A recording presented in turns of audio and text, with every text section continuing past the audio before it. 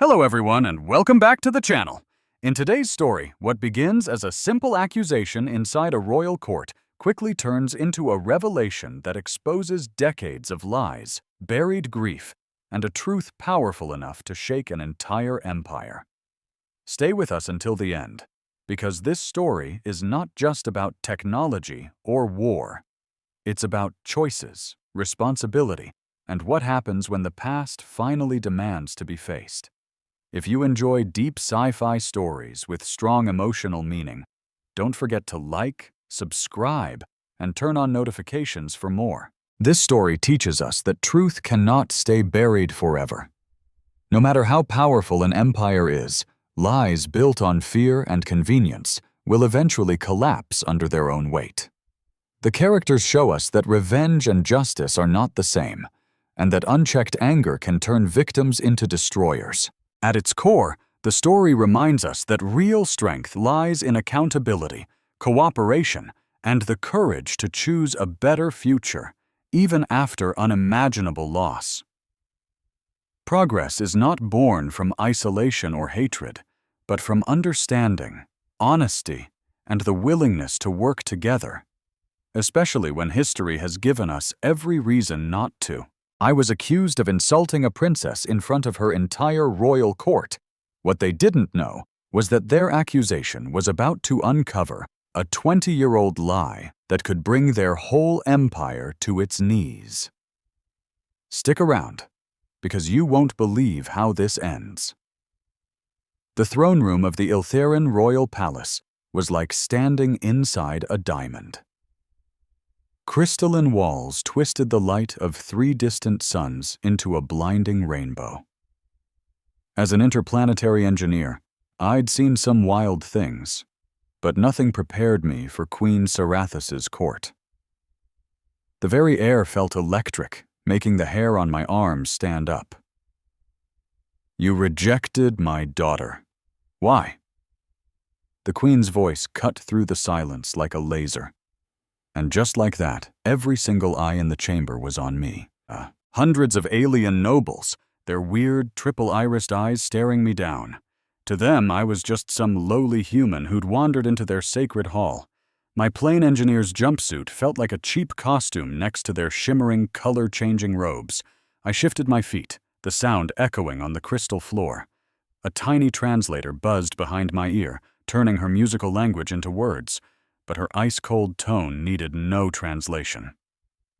"Your Majesty," I said, trying to keep my voice steady while my heart hammered against my ribs like it was trying to escape. "I think there's been a misunderstanding. I haven't rejected anyone, especially not Princess Elra." Queen Sarathus stood up from her throne, and she just kept going, a towering figure of pure intimidation, nearly 8 feet of sleek, deadly grace. Her dark, obsidian skin seemed to have living star charts glowing just beneath the surface. Every step she took down from her platform sounded like a judgment bell. "Don't play games with me, human," she hissed, and the way she said human made it sound like the worst insult in the galaxy. "My daughter talks about you constantly. She invited you to the Celestial Conjunction, and you said no." The weight of her words finally clicked. The Celestial Conjunction wasn't just some party.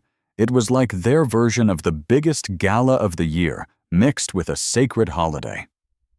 Getting an invite from the princess was a career-making honor, and I'd just blown it off. "I sent my regrets through the proper channels," I explained, choosing my words very carefully. The ceremony was at the same time as urgent repairs on the Nexus Haven station. There were lives at stake.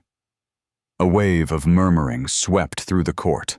I glanced to my left and saw Commander Valthor, the Queen's top military guy, cross his arms. It was the Iltheran version of a deep scowl, and he'd been giving me that look since I arrived on this planet 6 months ago. "Lives," Queen Sarathus repeated, her voice dripping with scorn. "You think the lives of a few station workers are more important than honoring my daughter?" A smarter man would have dropped to his knees and begged for forgiveness.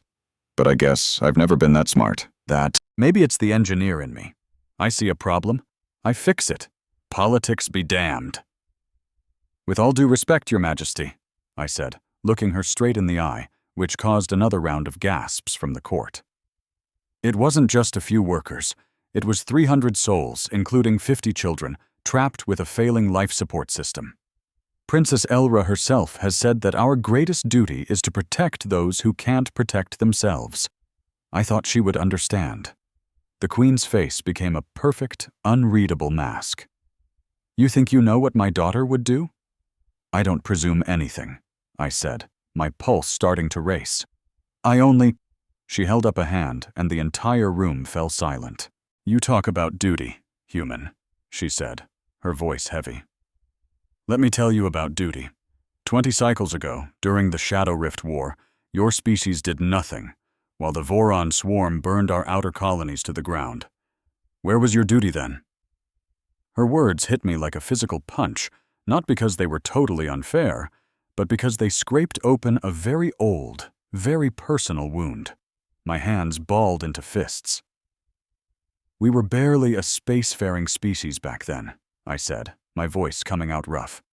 Earth had a fleet of 3 experimental ships that could barely fly. We couldn't have helped. Couldn't? Her laugh was sharp and ugly, like breaking glass. Or wouldn't? Humans are experts at making excuses when a fight doesn't benefit them. The whole court was leaning in now, eating up the drama of a little human engineer getting torn apart by their queen. But she had no idea what she'd just done. You want to talk about the Shadow Rift War? I said, my voice getting louder. My neural AI, Ether, whispered in my head. Stand down, Kale. This is not the place. But it was too late. I took a step forward. Her guards tensed, but the Queen waved them off. My family was on Nexus Haven, I said, my voice echoing in the giant chamber. My parents, my little sister.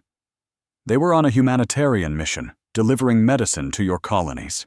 When the Voron attacked, they sent out a distress call. And who came to help? I let the question hang in the air. Nobody, not Earth, because like you said, we had no fleet. And not the great Eltheran military, because Nexus Haven was considered strategically insignificant. 40,000 people died that day. So, Your Majesty, you can save your lectures on duty. I've already paid the price. The silence that followed was so complete you could hear a pin drop. Every noble was staring, but I kept my eyes locked on the Queen, my chest tight with grief and defiance. And then, from behind a crystal pillar, Princess Elra appeared. While her mother was all sharp angles and power, Elra had a softer energy. Her obsidian skin seemed to glow from within, and her violet eyes were fixed on me with a look of deep empathy. Mother, she said, her voice surprisingly gentle. Maybe we should continue this in private. The Queen's eye flickered from me to her daughter, a flash of calculation in them. Perhaps you're right, she finally said. Clear the court. The nobles scattered like startled birds, their robes rustling as they filed out, stealing curious looks back at me. Commander Valthor was the last to leave, clearly unhappy about leaving his queen alone with me, but a sharp wave from Sarathus sent him away. Soon it was just the 3 of us. The queen sat back down on her throne, but she seemed different, more relaxed. Ether, I whispered to my AI. What's going on? Unknown, Ether replied. But I am detecting elevated stress hormones in both of them. Something is wrong. Kale Varn, Queen Sarathus said, using my full name for the first time. Her voice was softer now. What do you know about the recent attacks on our supply convoys in the outer sectors? I was completely thrown. Only what's on the news feeds, I stammered. Everyone thinks it's pirates, but the attacks seemed too coordinated for a bunch of random raiders. Indeed, she said, her eyes studying me intensely. Too coordinated, too well-informed. Someone is leaking our shipping routes, our security codes. Someone on the inside. Mother, Elra said gently, a warning in her voice, but the Queen ignored her. 3 days ago, we intercepted a message, Sarathus said. It was encrypted, but our codebreakers are the best. The message mentioned Nexus Haven. Her gaze was like a physical weight, pinning me to the spot. It suggested the attack all those years ago. It wasn't a random Voron assault. It was planned. The floor felt like it was tilting under my feet.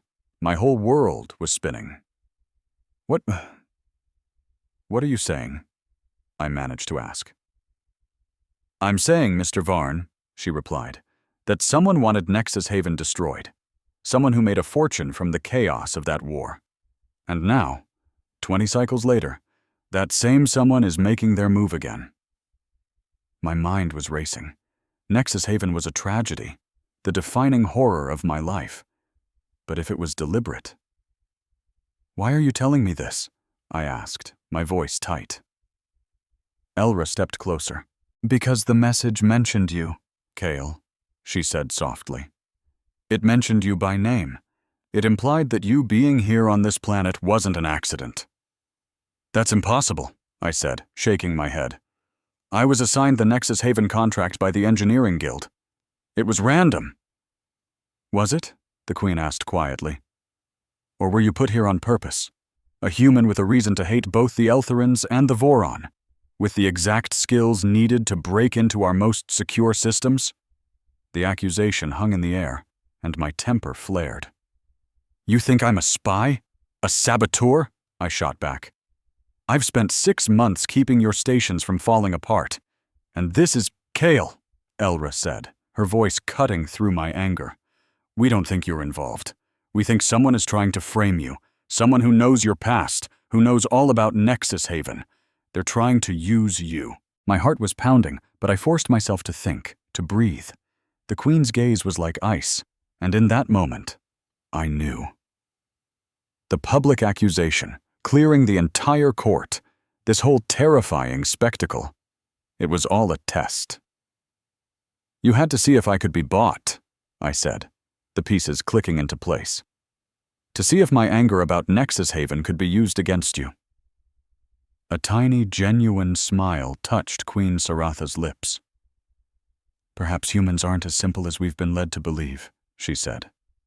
Yes, Mr. Varn. I needed to see what was truly in your heart. And I don't see a traitor looking for revenge. But someone thinks I am, I said quietly.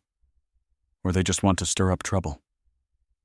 The princess's violet eyes met mine, her worry mixed with something warmer, something that made my pulse race even in the middle of all this chaos. They're trying to drive a wedge between our people, she said, right when it matters most. Matters most, I repeated, feeling the weight of her words. The Queen and her daughter shared a look, a silent conversation that spoke volumes about the secrets they shared.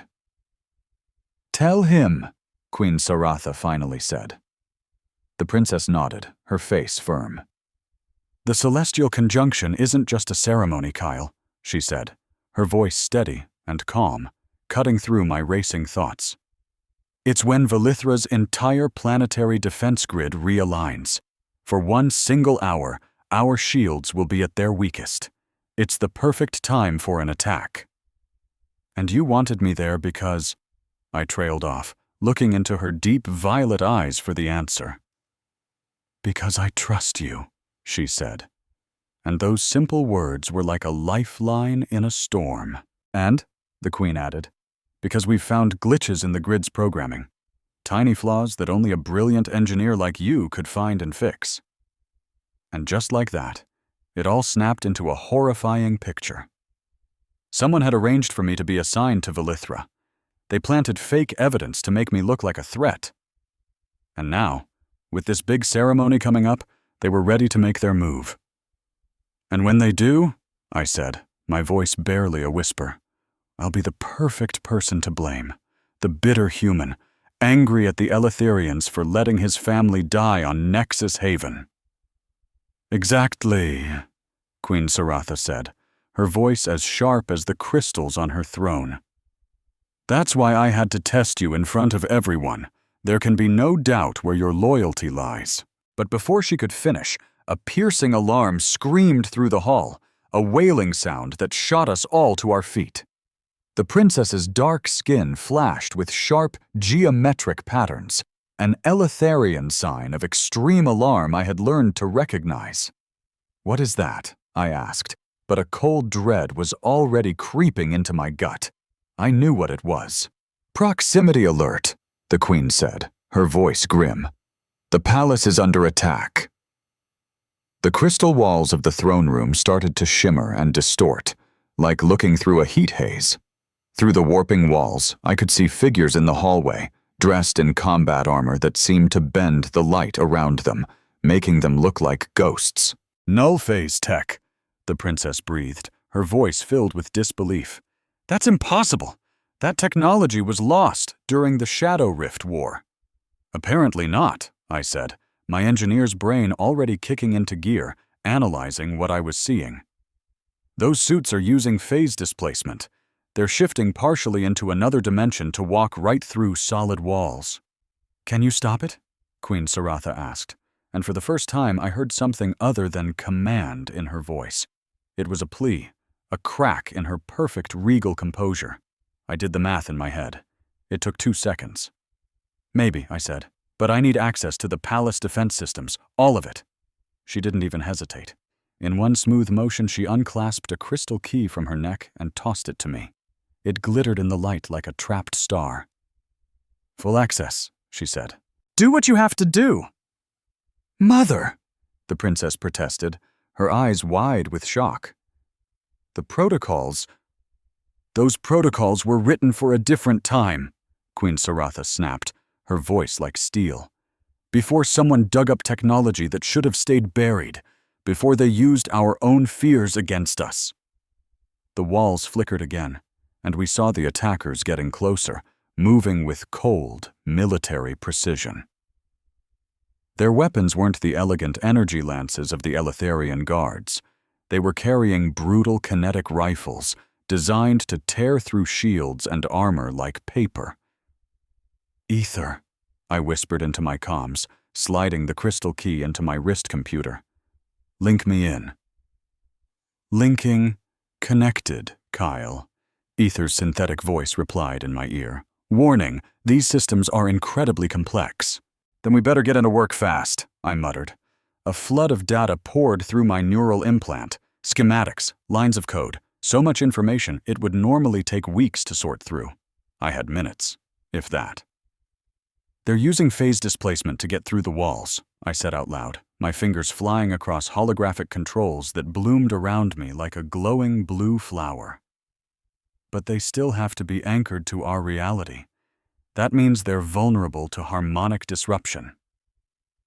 "A standing wave pattern," the princess finished my thought, her voice surprisingly steady. "It could destabilize their suits." I shot her a surprised look, and she gave me a small, grim smile. "I studied theoretical physics before. All this," she said, gesturing to the throne room. "Then you know what I'm about to do," I said. "It's going to get a little weird in here." "Do it!" Queen Saratha commanded, her voice holding steady in the middle of the growing chaos. I triggered the harmonic sequence, forcing the palace's defense fields to send out a pulsing wave of energy. The air began to hum with a low frequency that vibrated in my bones and made the crystal walls sing. Through the shimmering barrier, I saw the attackers suddenly stumble and fall, their high-tech suits sparking as they were violently ripped back into our dimension, completely exposed. "The palace guards can handle it from here," Queen Saratha said with satisfaction, but her face quickly turned serious again as she looked at me. "That was just the first wave, wasn't it? A probe to test our defenses?" I nodded, still digging through the data streaming into my head. "And to frame me, when security checks the logs, they'll see I accessed the defense grid right before the attack. Add that to the fake evidence. Then we have to make sure you're not here when they check," the princess said urgently. "Kyle, you have to go. You need to hide until we can—" "No," I said, the word coming out sharper than I intended. "I'm done running. I'm done hiding. Someone blew up Nexus Haven, killed my family, and 40,000 other people. Someone is trying to start another war, and they think they can use me to do it. They're wrong." Queen Saratha watched me for a long, silent moment, her violet eyes impossible to read. Then a slow smile spread across her face, sharp, dangerous, and full of promise. "Perhaps I've misjudged humans?" she said. "Very well, Kyle Varn. If you're going to stand and fight, you will do it with my protection. Let them try to touch you now." "That's not going to make me popular with your court," I said, trying to make a joke, but the truth of it hung in the air. "My court needs to learn that strength comes in many forms," she replied, her voice softening slightly, "including the courage to face your past and choose a different future." Princess Elra moved closer and gently touched my arm. The contact sent a jolt through me, like a tiny electric shock, but it was warm and grounding. "The conjunction is in 3 days," she said. "Will you help us?" I looked from the queen who had tested me and found me loyal, to the princess who had trusted me all along. Outside the throne room, I could see guards rounding up the dazed attackers, their ghost suits now just useless metal. This was only the first move in a much bigger game, but for the first time, I felt ready to play. "I'll help," I said. "On one condition." Queen Saratha raised an elegant eyebrow, a look that was both royal and amused. "You're making conditions with a queen?" "I am," I said, meeting her gaze without flinching. "When this is over, when we've stopped whatever is coming, I want full access to the Shadow Rift war records." "Every single file," I continued, "especially the classified ones about Nexus Haven." The queen and her daughter exchanged another one of their silent looks. "That's complicated," Queen Saratha said finally. "Those records are sealed by an interplanetary treaty. Opening them could cause a political nightmare." "Then you have a choice to make," I said, my voice steady. "What's more important, political convenience or the truth?" The silence stretched out, tight and heavy. Then Saratha laughed, a real booming laugh that echoed off the crystal walls. "You've got guts, human. I'll give you that. Very well. Save Valithra, and the truth is yours. But I should warn you, the truth can sometimes be more dangerous than any weapon." "I'll take my chances," I said.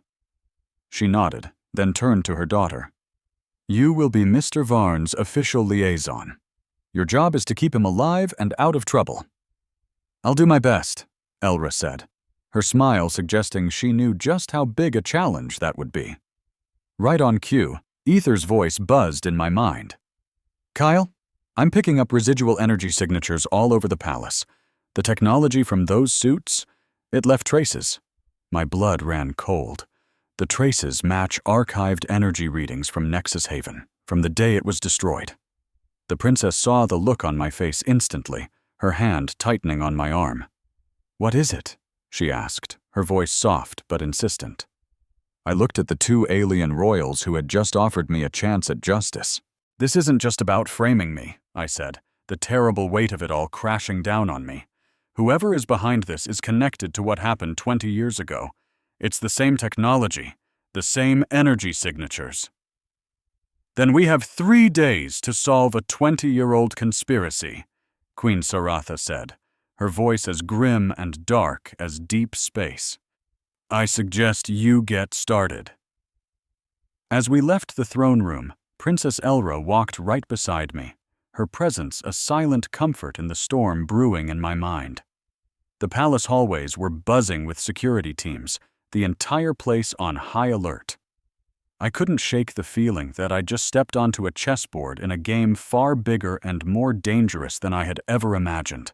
The fall of Nexus Haven had defined my entire life, pushing me to become an expert in the very technology that failed my family. And now, it seemed that horrible tragedy was just the first move in a long, dark game.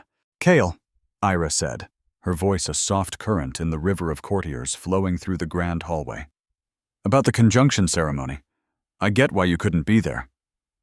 "Duty before desire," I replied, matching her hushed tone. "I know, but your mother needed to see how I'd handle the pressure. She puts everyone through the ringer, It's how she's stayed queen this long. Still, I think I threw her for a loop." "You definitely did," Ira confirmed, a spark of pride in her voice. "By getting angry. By being honest. Most people just feed her the lines they think she wants. You gave her the unvarnished truth."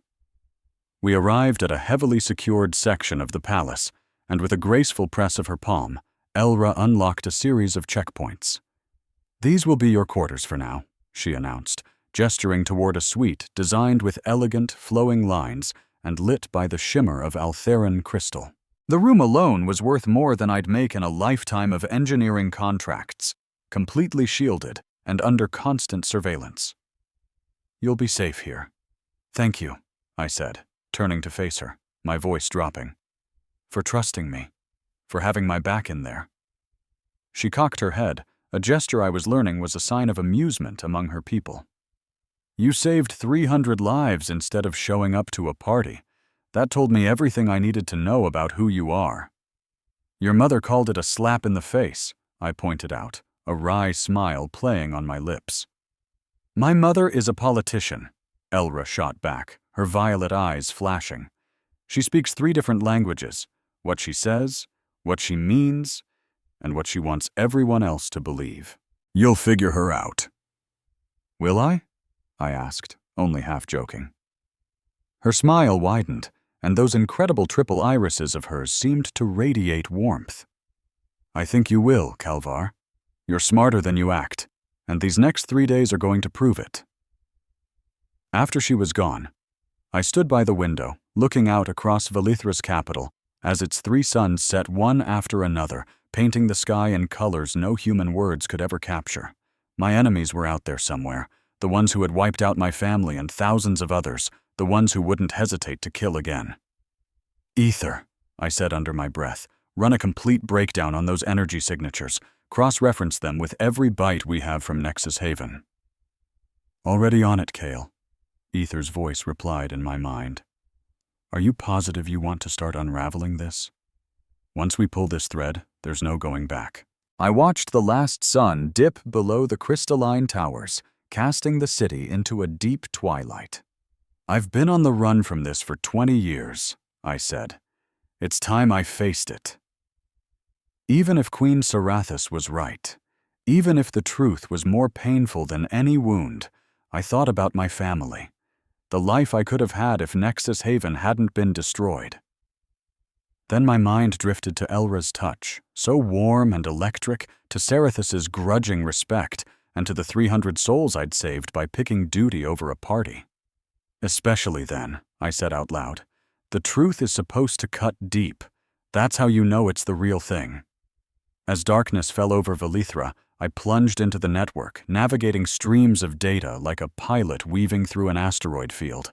I was on the hunt for a ghost that had shadowed me for 2 decades, 3 days until the conjunction, 3 days to stop a war and expose a conspiracy, 3 days to get justice for Nexus Haven.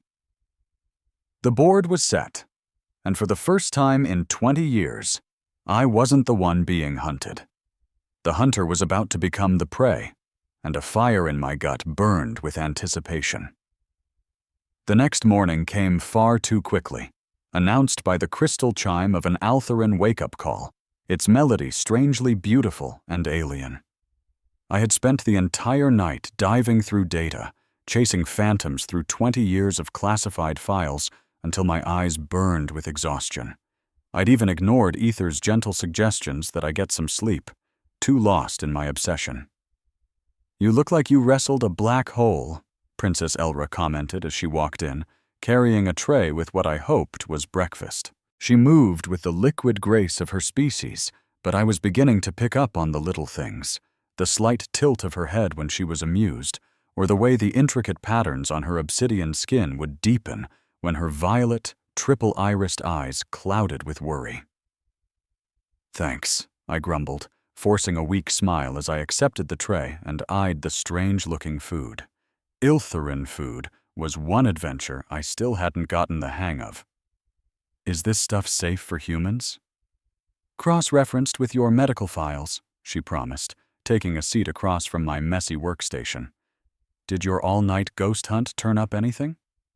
I took a cautious bite of something that looked like blue bread. It tasted surprisingly like cinnamon. Ether's been picking apart the energy signatures from the attack yesterday. They're a dead ringer for Nexus Haven, but something's off. It just doesn't make sense. "Show me," she demanded, her tone suddenly all business. I brought up the holographic displays, and a waterfall of glowing data flowed between us.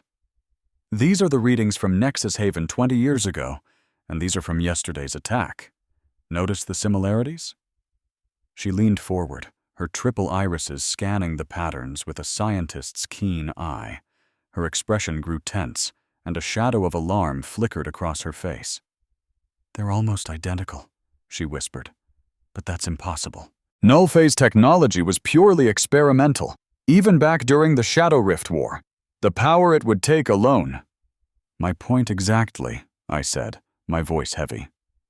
"Which means either someone has been secretly perfecting this tech for 2 decades, or they had it from the start," she finished, the weight of the implication hanging in her voice.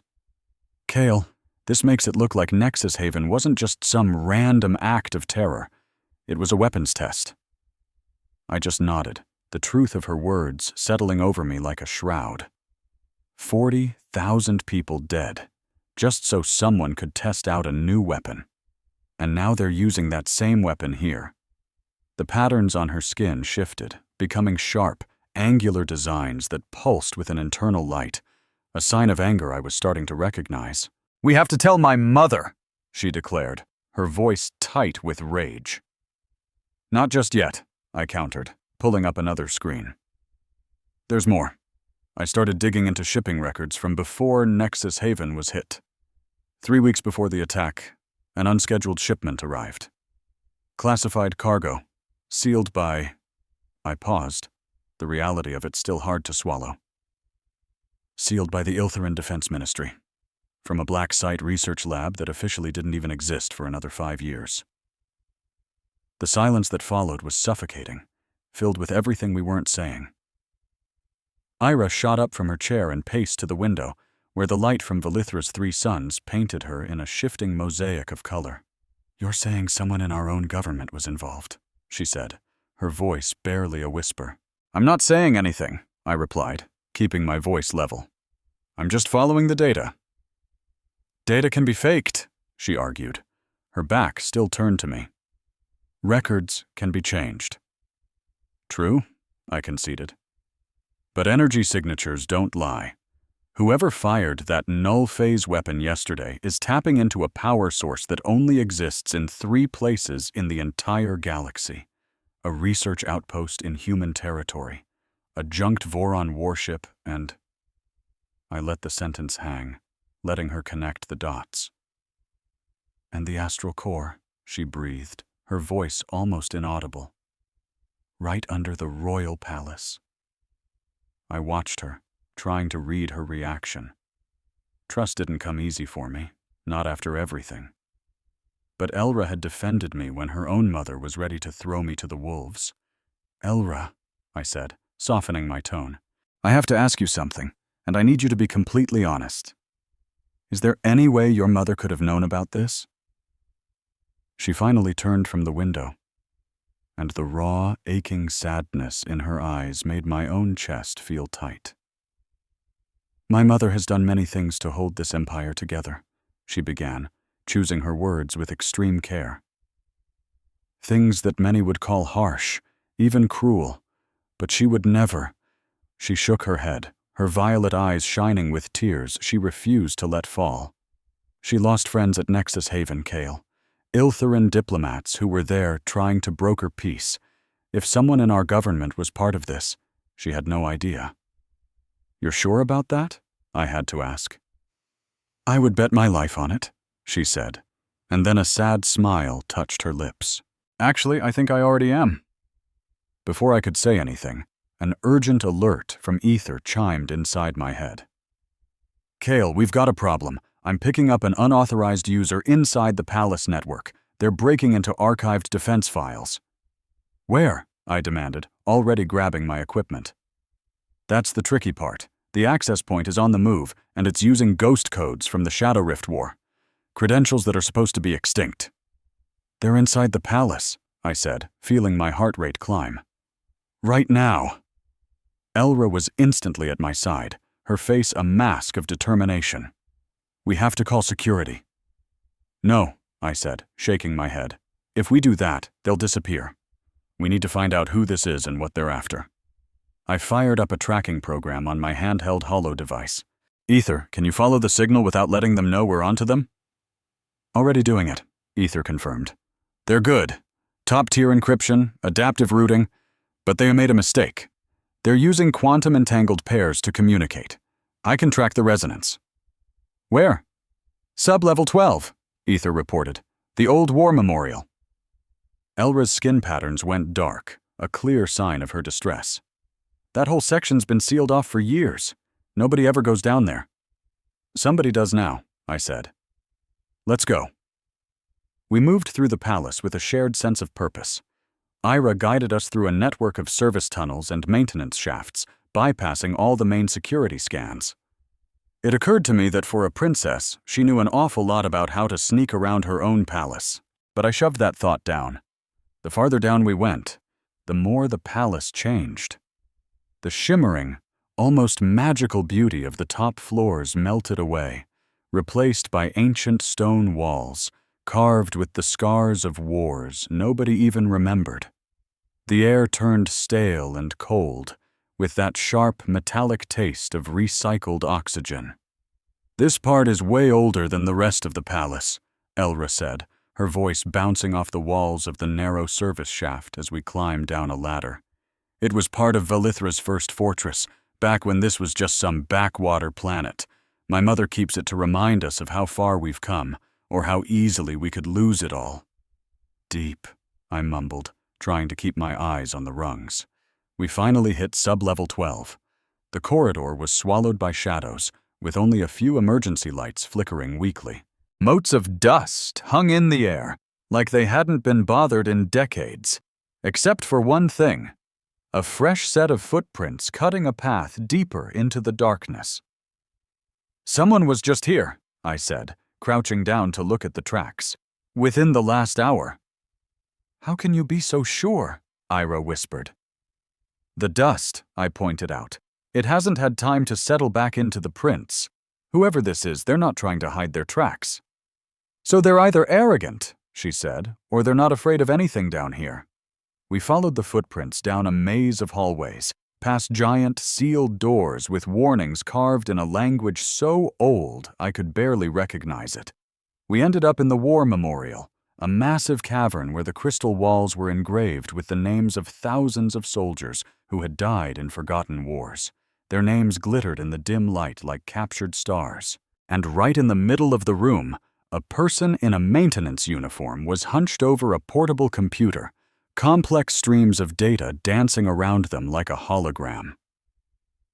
They were so focused, they didn't hear us until Elra deliberately kicked a small piece of rubble. The noise cracked through the silence like a gunshot. The figure whipped around, and my heart stopped. It was a human face, older now, lined with stress, but I knew it instantly. Torin? I whispered. Torin Jace. He stood up slowly, a sad, twisted smile on his face. He was my mentor from the engineering guild, the man who got me this job, the man I'd trusted like a father.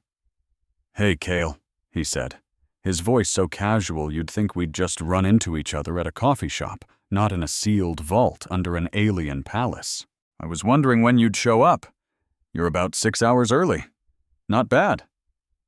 You son of a... I lunged, pure rage flooding my senses, but Elra grabbed my arm, her touch a firm, steady anchor.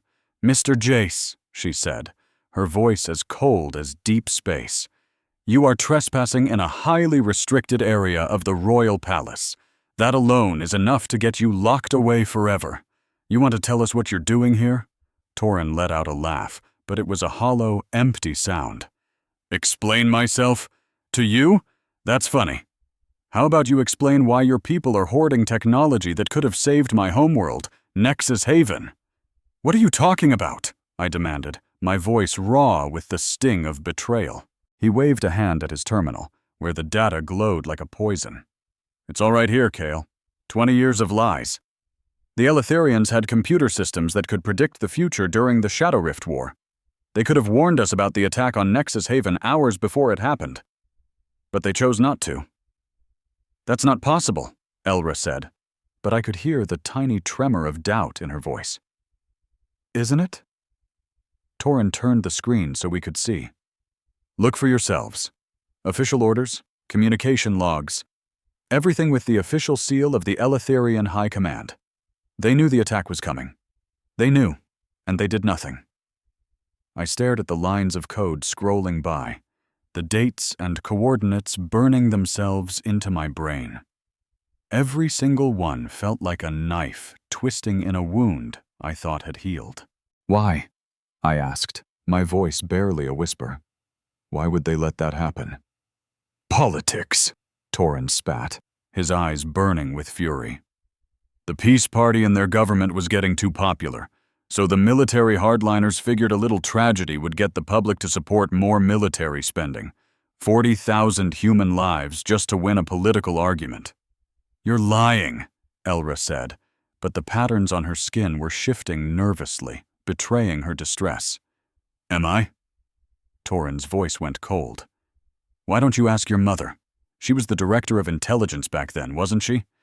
Right before she so conveniently became queen.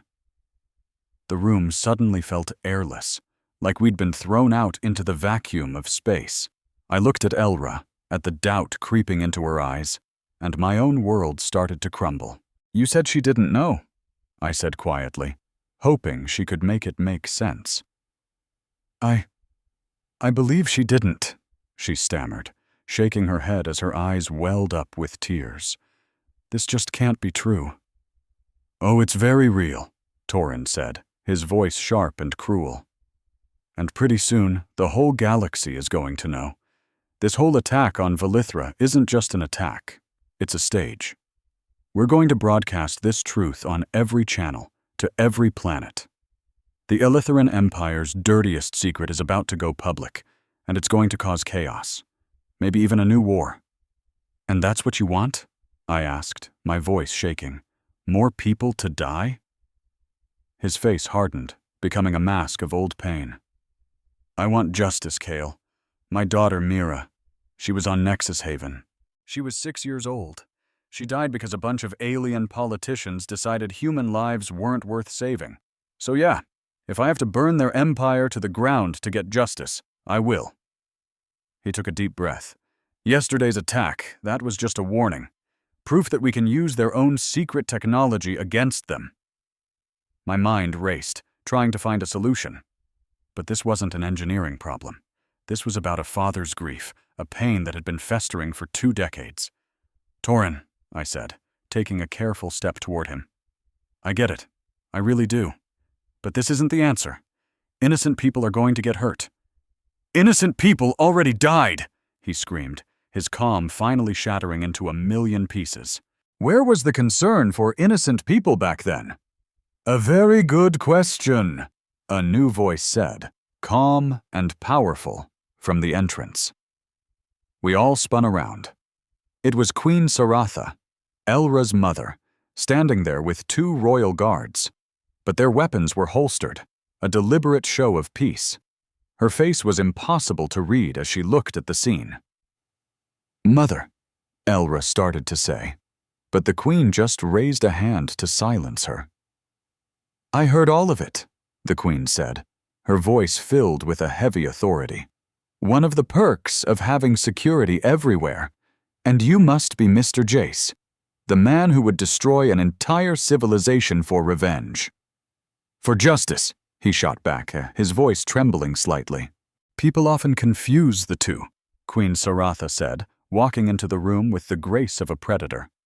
Tell me, Mr. Jace, what makes you so sure the information you have is the whole truth? The data doesn't lie, Torin said through gritted teeth. No, she agreed, but it can be incomplete. She waved her hand, and a new hologram shimmered to life in the air between them. Why don't I show you what you're missing? The complete files from that time. Torin froze, completely thrown off guard. The Queen continued, her voice filled with a deep, ancient sadness. Yes, we knew there was a possibility of an attack on Nexus Haven.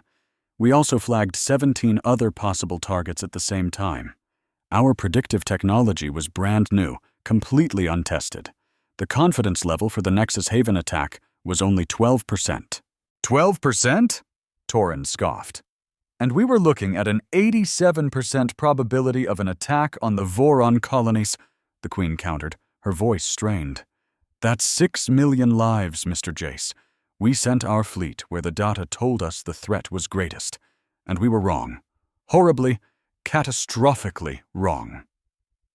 For a moment, her perfect royal composure cracked, revealing the pain underneath. Not a single day has gone by that I don't feel the weight of that failure.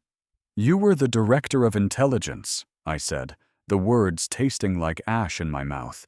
You were the one who made the call. She turned her intense gaze to me. I made the recommendation, she corrected, her voice raw with honesty. The High Command made the final decision. And yes, Cale Vaughn, I carry the responsibility for that, Queen Saratha continued. But not in the way Mr. Jace thinks. We didn't let Nexus Haven die for political games.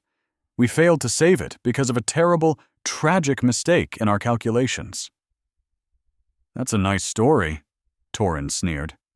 The truth often is inconvenient, the Queen replied, her eyes never leaving his. But if you don't believe me, ask yourself this. If we cared so little for human lives, why did I personally lead the rescue mission? Why was I digging through the rubble with my bare hands until my own guards had to drag me away, covered in blood and dust? A blurry memory surfaced in my mind, from an old news report I saw once as a kid. The image of a younger Queen Saratha, her royal clothes torn and smeared with ash, holding a human child in the middle of the smoking ruins of Nexus Haven. You were there, I said, the realization hitting me like a physical blow. I was too late to save them, she said, her voice soft with grief. But yes, I was there.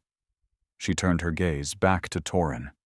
Your daughter Mira, she loved to draw butterflies. For her 6th birthday, you sent her a new box of colored pencils. Torin stumbled back like he'd been shot. His face, hardened by years of anger, just crumpled. How could you possibly know that? He whispered. Because I've made it my life's work to know the names of every victim, Saratha said softly, every small detail of the lives that were lost. It is my punishment, Mr. Jace, she said, my constant reminder of what my failure cost. The chamber was completely silent, except for the low hum of Torin's computer. I watched as the anger that had driven him for 2 decades finally broke apart, shattered by a truth far more complicated and tragic than he had ever imagined. Even if that's true, he stammered.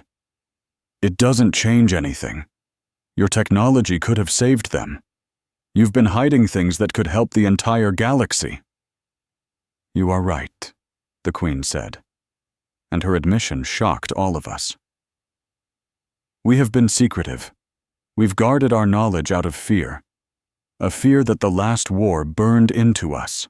Fear of it being turned against us. But perhaps, her voice softened, a rare vulnerability breaking through.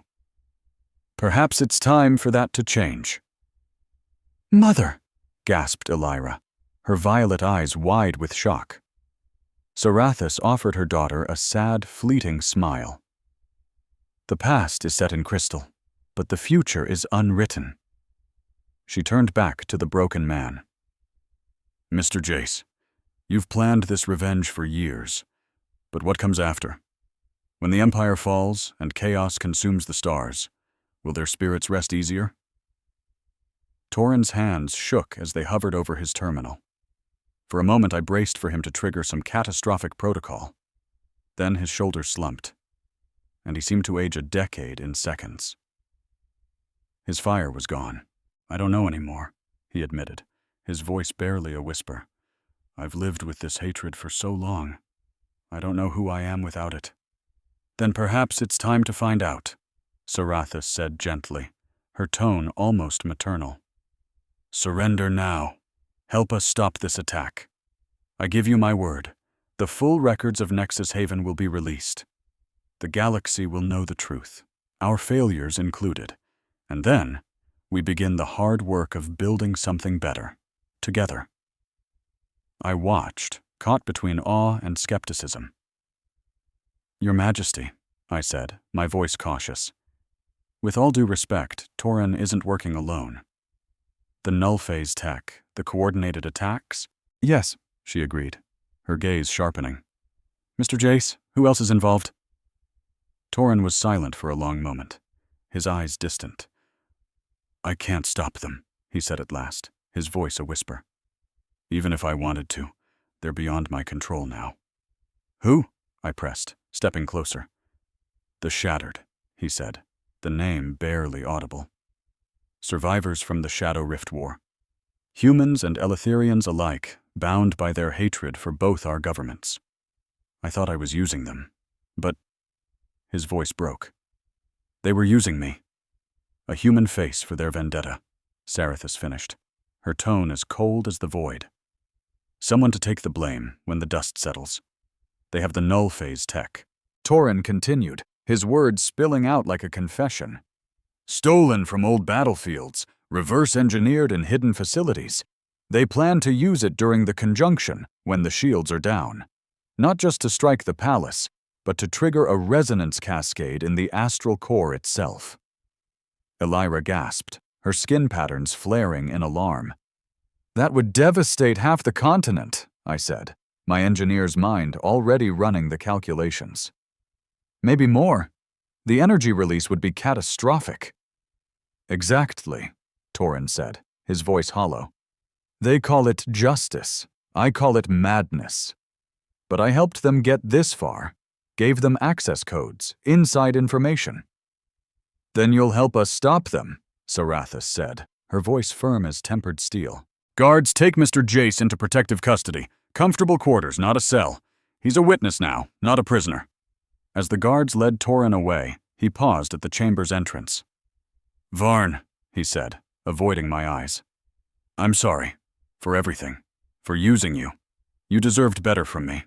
Anger flared in my chest, but looking at him, a man broken by decades of grief and rage, I found only pity.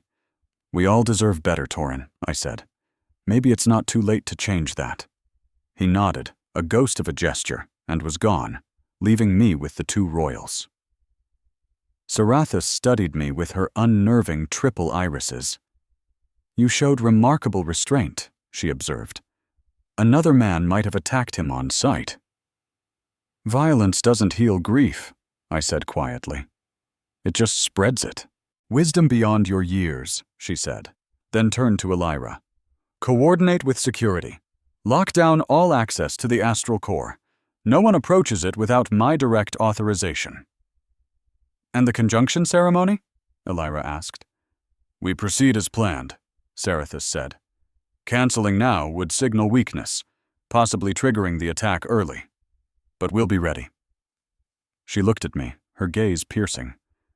Mr. Varn, I have an unusual request. After today, a wry smile tugged at my lips. I doubt anything qualifies as unusual anymore. A ghost of a smile touched her lips. I want you to design a defense against null phase tech. Not just countermeasures, but a way to turn their own weapon against them. It's technically possible, I said, my mind already racing, but the power requirements are immense. You'll have full access to palace resources, she said, including the astral core's secondary systems. Whatever you need. The engineering challenge was tantalizing. But more than that, it was a chance to prevent another Nexus Haven. I'll need help, I said, someone who understands both human and Eleutherian technology. Done, Sarathis said, moving toward the exit. She paused, her voice softening. Kyle, what Mr. Jace said about our hoarding technology, he wasn't entirely wrong. When this is over, that will change. The galaxy has lingered too long in the shadow of old fears. After she left, Elira and I stood alone in the memorial chamber, surrounded by the crystalline names of the fallen. The weight of history pressed down, a silent reminder of the choices and mistakes that had led us here. She knew, Elira said quietly, her voice heavy with realization. About the possibility of the attack. She made a choice, the wrong one, as it turned out, but not a malicious one. I stepped closer, drawn by an instinct to comfort. Your mother isn't the monster Torin painted her as. No, Elira said, her violet eyes meeting mine. But she's not the infallible leader I once believed either. A rueful smile curved her lips. Is this what growing up feels like? Seeing your parents as people, flawed and struggling? Something like that, I said, matching her smile. Though most of us don't process it while trying to stop a genocidal attack. Her laugh rang out, a crystalline chime that echoed through the chamber. True, we do complicate things. Her expression sobered. Kyle, can you really stop the null phase tech? I don't know, I admitted, but I have ideas. Phase displacement has a flaw. It requires precise harmonic calibration. If I can disrupt that at the source. You could trigger a cascade failure, she finished, her eyes lighting with understanding. But you'll need to get close. Dangerously close. She touched my arm again, and the contact sent a jolt through me, electric and resonant, as if our very frequencies aligned. Then I'll make sure you get there, she said. Partners, I agreed, the word carrying more weight than I expected. As we made our way back to the upper levels, Ether's voice chimed urgently in my mind. Kyle, I've analyzed the data from Jace's terminal. There's something you need to see. Not now, Ether, I thought, my focus on the path ahead. It's about your family, Ether pressed. Why they were really on Nexus Haven. I stopped dead in the corridor, my heart lurching. Elira noticed instantly, her hand lingering on my arm. What is it? She asked, her voice thick with concern. I'm not sure, I said. Ether, what did you find? Your parents weren't just delivering medical supplies, Ether said. They were carrying something classified, a sealed manifest. I found traces in the shipping logs. Kyle, they were transporting prototype shield generators. Miniaturized planetary defense screens. My mind reeled. That's impossible, I said aloud. That technology didn't exist then. Officially, no, Ether replied. But someone was developing it in secret. Someone who wanted it delivered to Nexus Haven specifically. The attack, it might not have been about the peace talks. It might have been about stopping that technology. I leaned against the wall, dizziness washing over me. Everything I thought I knew about my family's death was unraveling, weaving into a larger, darker tapestry. Kyle, Elira said, her concern palpable. What's wrong? I looked at her, this alien princess who'd become an unexpected ally, and made a choice. Everything's connected, I said. Your mother's decision, Jace's revenge, the attack on Nexus Haven, it's all part of something bigger, and my family was at its heart. Then we'll find the truth, she said simply, her voice unwavering. Together. As we resumed walking, the weight of the coming days settled on my shoulders. The conjunction loomed, bringing the threat of a devastating attack and answers to questions I'd carried for 20 years. Ether, I subvocalized. Compile everything on those shield generators. Who designed them? Who ordered them? Who stood to gain from their destruction? Already on it, Kyle, Ether replied. But be careful. The deeper we dig, the more dangerous this gets. I know, I thought, my gaze on Elira's determined stride. But I'm done running from the past. It's time to face it head on. Even if it shatters everything you believed? Ether asked. I thought of the lies we tell ourselves to soften loss. Then I looked at Elira, her quiet resolve mirroring my own as she faced the flaws in her own family's legacy. Especially then, I said. The truth has been buried for 20 years. It's time to drag it into the light. 2 days until the conjunction. 2 days to unravel a decades-old conspiracy that had claimed thousands of lives. 2 days to stop it from claiming thousands more. The pieces were on the board. The players unmasked. Now came the hardest part, staying alive long enough to win. As we reached the palace's upper levels, Bithra's morning suns bathed the world in gold and amber, an alien beauty that felt strangely hopeful. Whatever truths awaited, whatever storms rose, we would face them together. The war room beneath the palace was a fortress of Eleutherian paranoia, every surface pulsing with energy shields, the air thick with the hum of defensive matrices. I'd been working there for 18 grueling hours, surrounded by holographic displays of defense configurations, power flow analyses, and my evolving countermeasure for null phase tech dot model. "You need to rest," Ira said, appearing beside me with that silent, unnerving grace her people had mastered. She was carrying another tray of food, a small ritual that had become the backbone of our unlikely partnership. "Can't," I mumbled, my eyes burning as I tweaked a calibration. The harmonic settings are off by 0.3%. At these power levels, that's the difference between saving this city and blowing a 3-kilometer hole in the ground. "Charming," she replied, setting the tray down and peering at my work. "This modulation pattern, it's based on music theory." I blinked, genuinely surprised. "You can read that?" "I told you I studied theoretical physics," she said, a ghost of a smile on her lips. "Music and math are two sides of the same coin in our culture." She hummed a low, haunting melody in her native tongue, and I watched, stunned, as the wave patterns on my displays shifted in perfect harmony. "Try offsetting the bass frequency by the golden ratio," she suggested. "It should stabilize the resonance." I quickly ran the numbers, and my jaw nearly hit the floor. "That's brilliant. It just cut our power requirements by 30%. "We make a good team," she said simply. But there was a warmth in her voice that made me look up from the console. For the last day and a half, we'd been locked in this room, working side by side, sharing meals and trading stories about our very different worlds. Somewhere between the technical specs and the cold rations, the alien princess had just become Ira. "Yeah, we do," I agreed, forcing my eyes back to the screen. "But we're running out of time. The conjunction is tomorrow night, and we still have no idea where the Shattered will attack." "Actually," a deep voice boomed from the doorway, "we just might." Commander Valthor strode into the war room, his massive forearms loaded with data tablets. Commander Valthor's contempt for humans was something he didn't bother to hide, but duty forced him to work with me.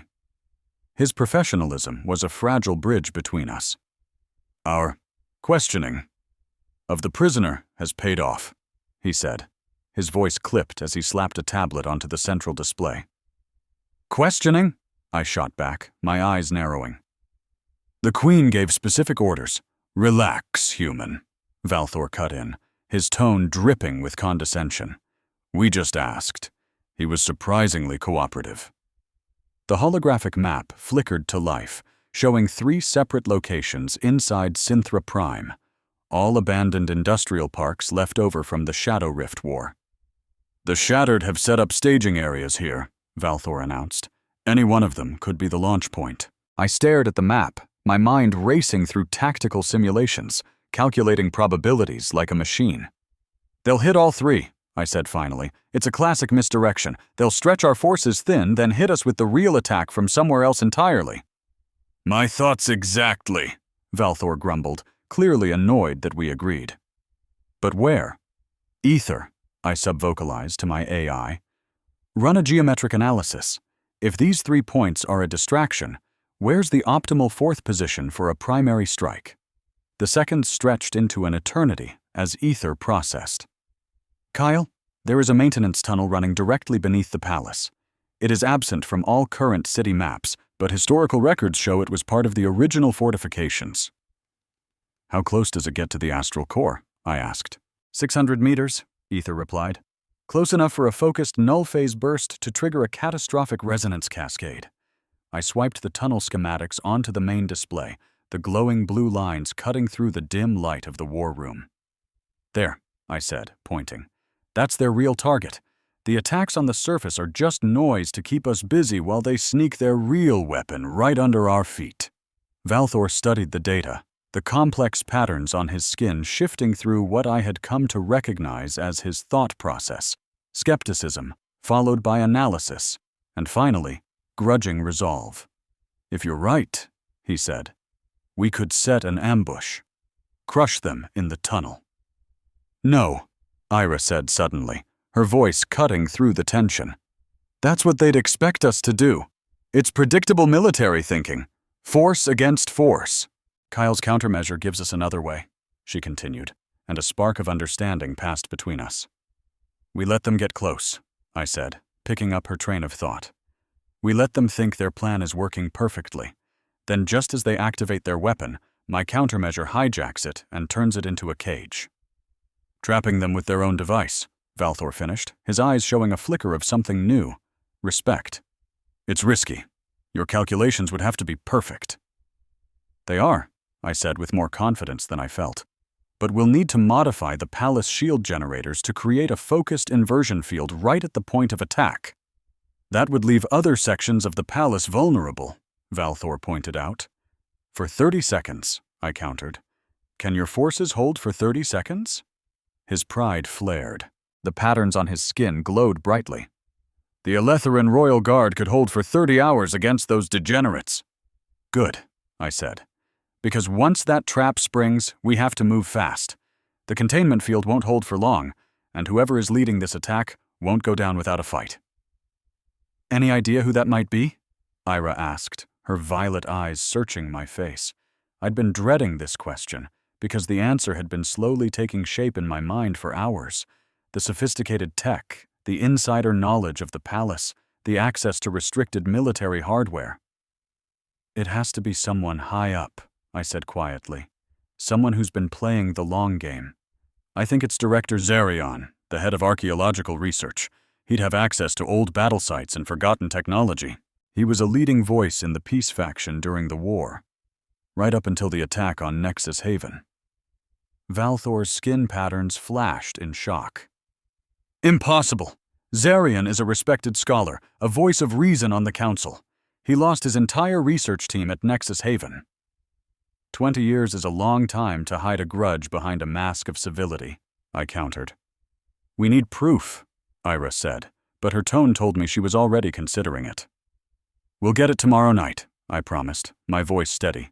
"When the trap springs, we'll see exactly who gets caught inside."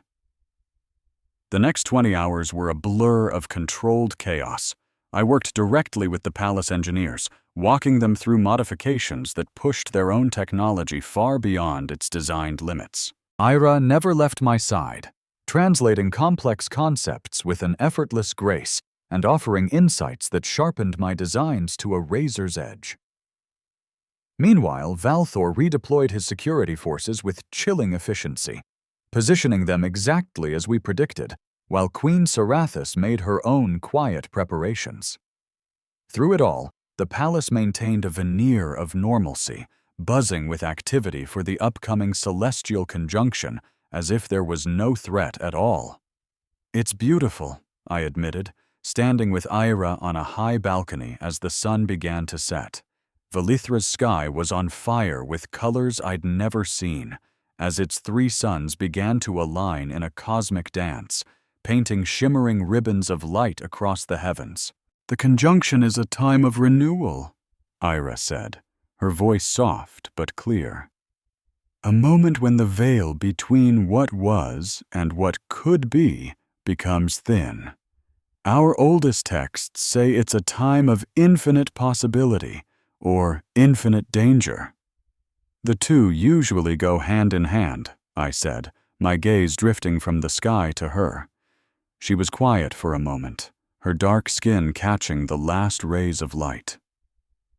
"Kyle," she said, her voice barely a whisper, "whatever happens tomorrow, there's something you should know."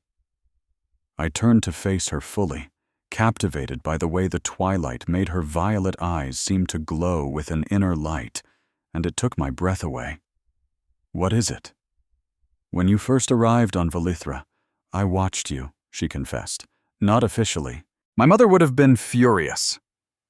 But I was curious about the human engineer who solved problems that everyone else had given up on."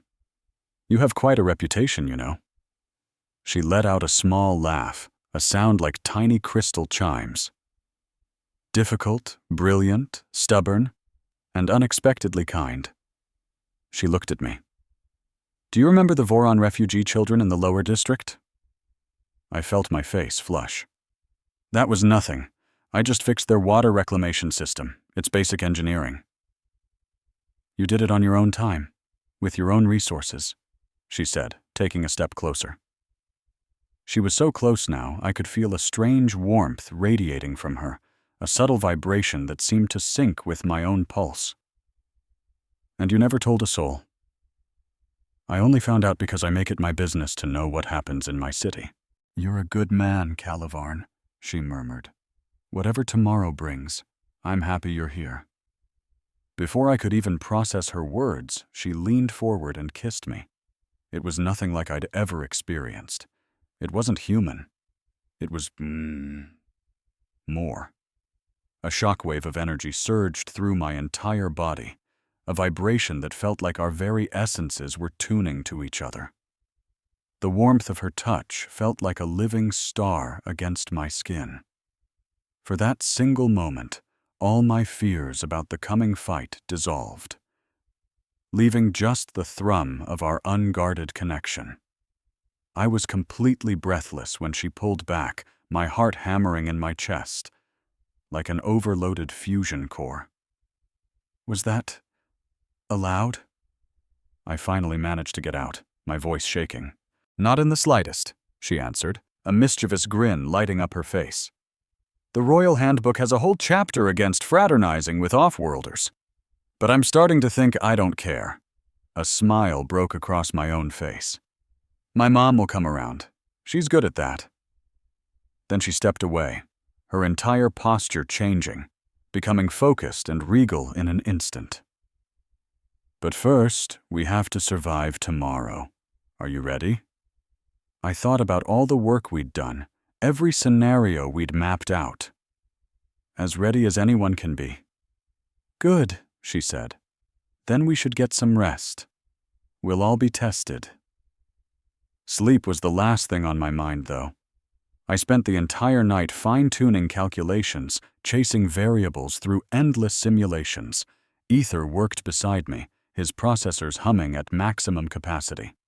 Just as the sky began to lighten, his voice cut through my concentration. "Kyle, I've finished analyzing your parents' cargo manifest," Ether announced. The shield generators on their ship were a hybrid design, Eletheran principles combined with human ingenuity. It was a true joint effort. My voice was tense. "Who ordered them?" "The records are heavily corrupted," Ether replied, "but one designation appears repeatedly. Project Concord Initiative. The director of the project was..." The AI paused, a digital hesitation that sent a chill down my spine. "Zarian?" I leaned back in my chair as everything suddenly made horrifying sense. He was trying to unite us. After the attack destroyed his work, he must have broken, blaming everyone. He saw the Altheans as failures for not preventing the attack, and humans as too helpless to defend themselves. The perfect cocktail for extremism. "We have to get to the Queen," I said, my mind racing. "Tell me what?" Queen Sarathis swept into my quarters. No knocking, no warning. She was already in her ceremonial robes, which looked like they'd been woven from captured starlight. I laid out everything Ether had found, and with every word, her face grew darker. "Zarian," she said when I was done, her voice thick with regret. "I should have known. He was never the same after Nexus Haven was cut off, always obsessed with digging up old tech. I just thought it was passion. We all see what we want to see," I told her. "The real question is, what now?" "We stick to the plan," she said, her eyes hardening. "If Zarian is leading these fanatics, he'll show his hand when the trap is sprung. And if he's not," she added, a flicker of doubt crossing her face for the first time. "Well, then we'll owe him one heck of an apology." The conjunction ceremony started at sunset, with Velithra's 3 moons painting the sky. The palace was buzzing with important people, Eltharians, humans, even a few Voron who had chosen peace. I was in the control room, my eyes glued to the energy readings as the planetary shield began its delicate realignment. "All stations are ready," Valor reported. "Our people are in place on the ground. Nothing unusual at the 3 sites we suspected." "They're just waiting," I said, not looking away from the screens. "They know the exact moment the shields will be at their weakest." The ceremony continued with ancient rites, the sound of songs and languages older than space travel echoing through the halls, haunting and strange. I just kept watching the readings, waiting for that spike, the one that meant an attack. "Kyle!" Ether's voice popped into my head suddenly. "Underground sensors are picking up movement. A lot of signatures, and they're coming in fast." "Here we go," I said, my voice surprisingly calm even as my heart started pounding. "Everybody hold your position. Let them walk right into it." On the screens, a swarm of red dots converged on a maintenance tunnel. There were dozens of them, way more than we'd planned for, but the trap was still good. "Shield realignment in T-minus 60 seconds, a technician called out. "Elijah, you there?" I asked over the comms. "In position," she answered from the throne room. "Mother is continuing the ceremony. No sign of Zarion yet." "He'll be with the main force," I said. "He wouldn't miss this for the world." The seconds ticked by, each one feeling like an eternity. 50? 40? 30? "I'm detecting a null phase tech signature," Ether reported. "They're powering up their weapons." "All units hold," I ordered. "Wait for my signal. 20, 10. The shield realignment started, and for just a single, terrifying second, the entire planet of Velithra was exposed. And in that exact instant, the attackers struck. The whole palace shook as their null phase weapons fired, the energy ripping through our normal defenses like they were made of tissue paper. Alarms screamed, systems overloaded, and everything turned to chaos. But I was already moving, hitting the switch on the countermeasure we'd worked so hard to build. "Inversion field is online," I announced, redirecting their own energy back at them. On the displays, the attackers' red dots flickered. Their own weapons were backfiring, Anyang trapping them in a feedback loop, a prison between dimensions, unable to move forward or back. "Strike teams, go!" Valor commanded. Palace guards flooded the tunnel, but I was already gone, sprinting out of the control room. This wasn't finished. Zarion wouldn't bet everything on a single, straightforward attack. There had to be a plan B. The hallways were pure chaos. Guards were running to their mates, and courtiers were fleeing in a panic. The energy discharge from the attack had triggered system failures all over the palace. Emergency lights kicked on, painting everything in a hellish red glow. "Ether," I subvocalized. "Where's Elra?" "Still in the throne room," Ether's voice replied in my head. "But Kyle." "I'm getting another null phase signature. It's smaller, but it's inside the palace. Much smaller, but it's inside the palace." Ether's warning sent a chill down my spine that was colder than deep space. Zarion. He'd used the big attack as a distraction to sneak in himself. I broke into a full sprint, pushing through crowds of panicked Eletharians, their 3-irised eyes wide with terror as I followed Ether's directions. The throne room doors were just ahead, sealed shut, but I could hear the sounds of a fight through the thick metal, the shriek of energy weapons and the crash of breaking crystal. "Override the locks!" I yelled into my comm. "I need 30 seconds, Ether shot back. "Elra might not have 30 seconds, I muttered, desperation gnawing at me. My eyes landed on a nearby access panel. Eletheran buildings were a maze, but the rules of engineering were the same everywhere. I ripped the panel open, my fingers a blur as I worked the wiring. "What are you doing?" Ether asked. "Making a localized EMP, I said.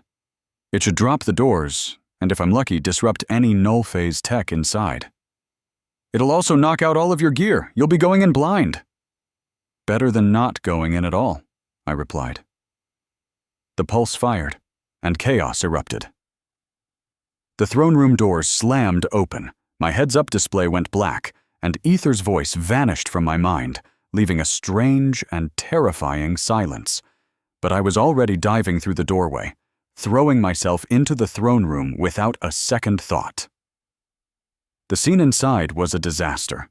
Guards were scattered across the floor like broken puppets, some knocked out, some much worse. Queen Sarathis stood in front of her throne, defiant, with raw energy crackling around her hands. A personal defense shield I never knew she had, shimmering like the corona of a star. Elra was beside her, a trickle of blood running from a cut on her forehead, but her violet eyes were blazing. And right in the middle of it all was Director Jarion. The nerdy scholar I'd seen in the briefings was gone. In his place was a man in modified combat armor, with that sick, null-phase energy twisting around him like living shadows. His face was a mask of victory mixed with pure madness. "Varn," he hissed when he saw me, his voice dripping with poison. "How perfect. The son of the Conquered Initiative, here to see its final, true purpose fulfilled." "It's over, Zarion," I said, trying to sound a lot more confident than I felt. Without ether, without my tech, I was just a guy facing a terrorist with a superweapon. "Your army is trapped. Give it up." "Surrender?" His laugh was like the sound of shattering glass. "I have waited 20 years for this moment. Planning, preparing, gathering all the people who see the truth. Both our governments let us down. They failed to protect us, failed to unite us. So I will burn it all down and build something better from the ashes." "By killing innocent people?" I shot back. "By becoming the very monster you claim you're fighting?" "Monsters?" His face darkened, his eyes shining with a crazed light. "The monsters are the ones who play politics while their people die, who hide knowledge that could save lives, who start wars for money and end them when it's convenient." He lifted his weapon, but he wasn't aiming at me. He was aiming at the giant crystal structure hanging like a frozen star above the throne, the physical form of the astral core. "One shot," he said. "That's all it's going to take. The core goes critical, the continent burns, and from the ashes something new will be born." "Kyle," Elra called out, her voice cutting through the tension. "The countermeasure is offline," I admitted, my stomach dropping. "The EMP knocked out everything." Zarion's smile widened into a predator's grin. "Poor planning, engineer. You stopped the pawns but left yourself completely defenseless against the king." He was right. I'd been so focused on stopping the army outside that I'd let a single man with a bomb walk right in the front door. It was a classic misdirection, and I had fallen for it hook, line, and sinker. But then, a flicker of a memory sparked in my mind. The changes Elra had suggested to my designs, the ones based on music theory, the harmonic resonance that had cut our power needs in half. "Zarion," I said, taking a slow step forward, my voice steady. "You were right about one thing. My parents had something incredible on Nexus Haven, a blend of human and Altheran technology. But do you have any idea what actually made it work?" "Spare me the speeches, Varn," he snarled.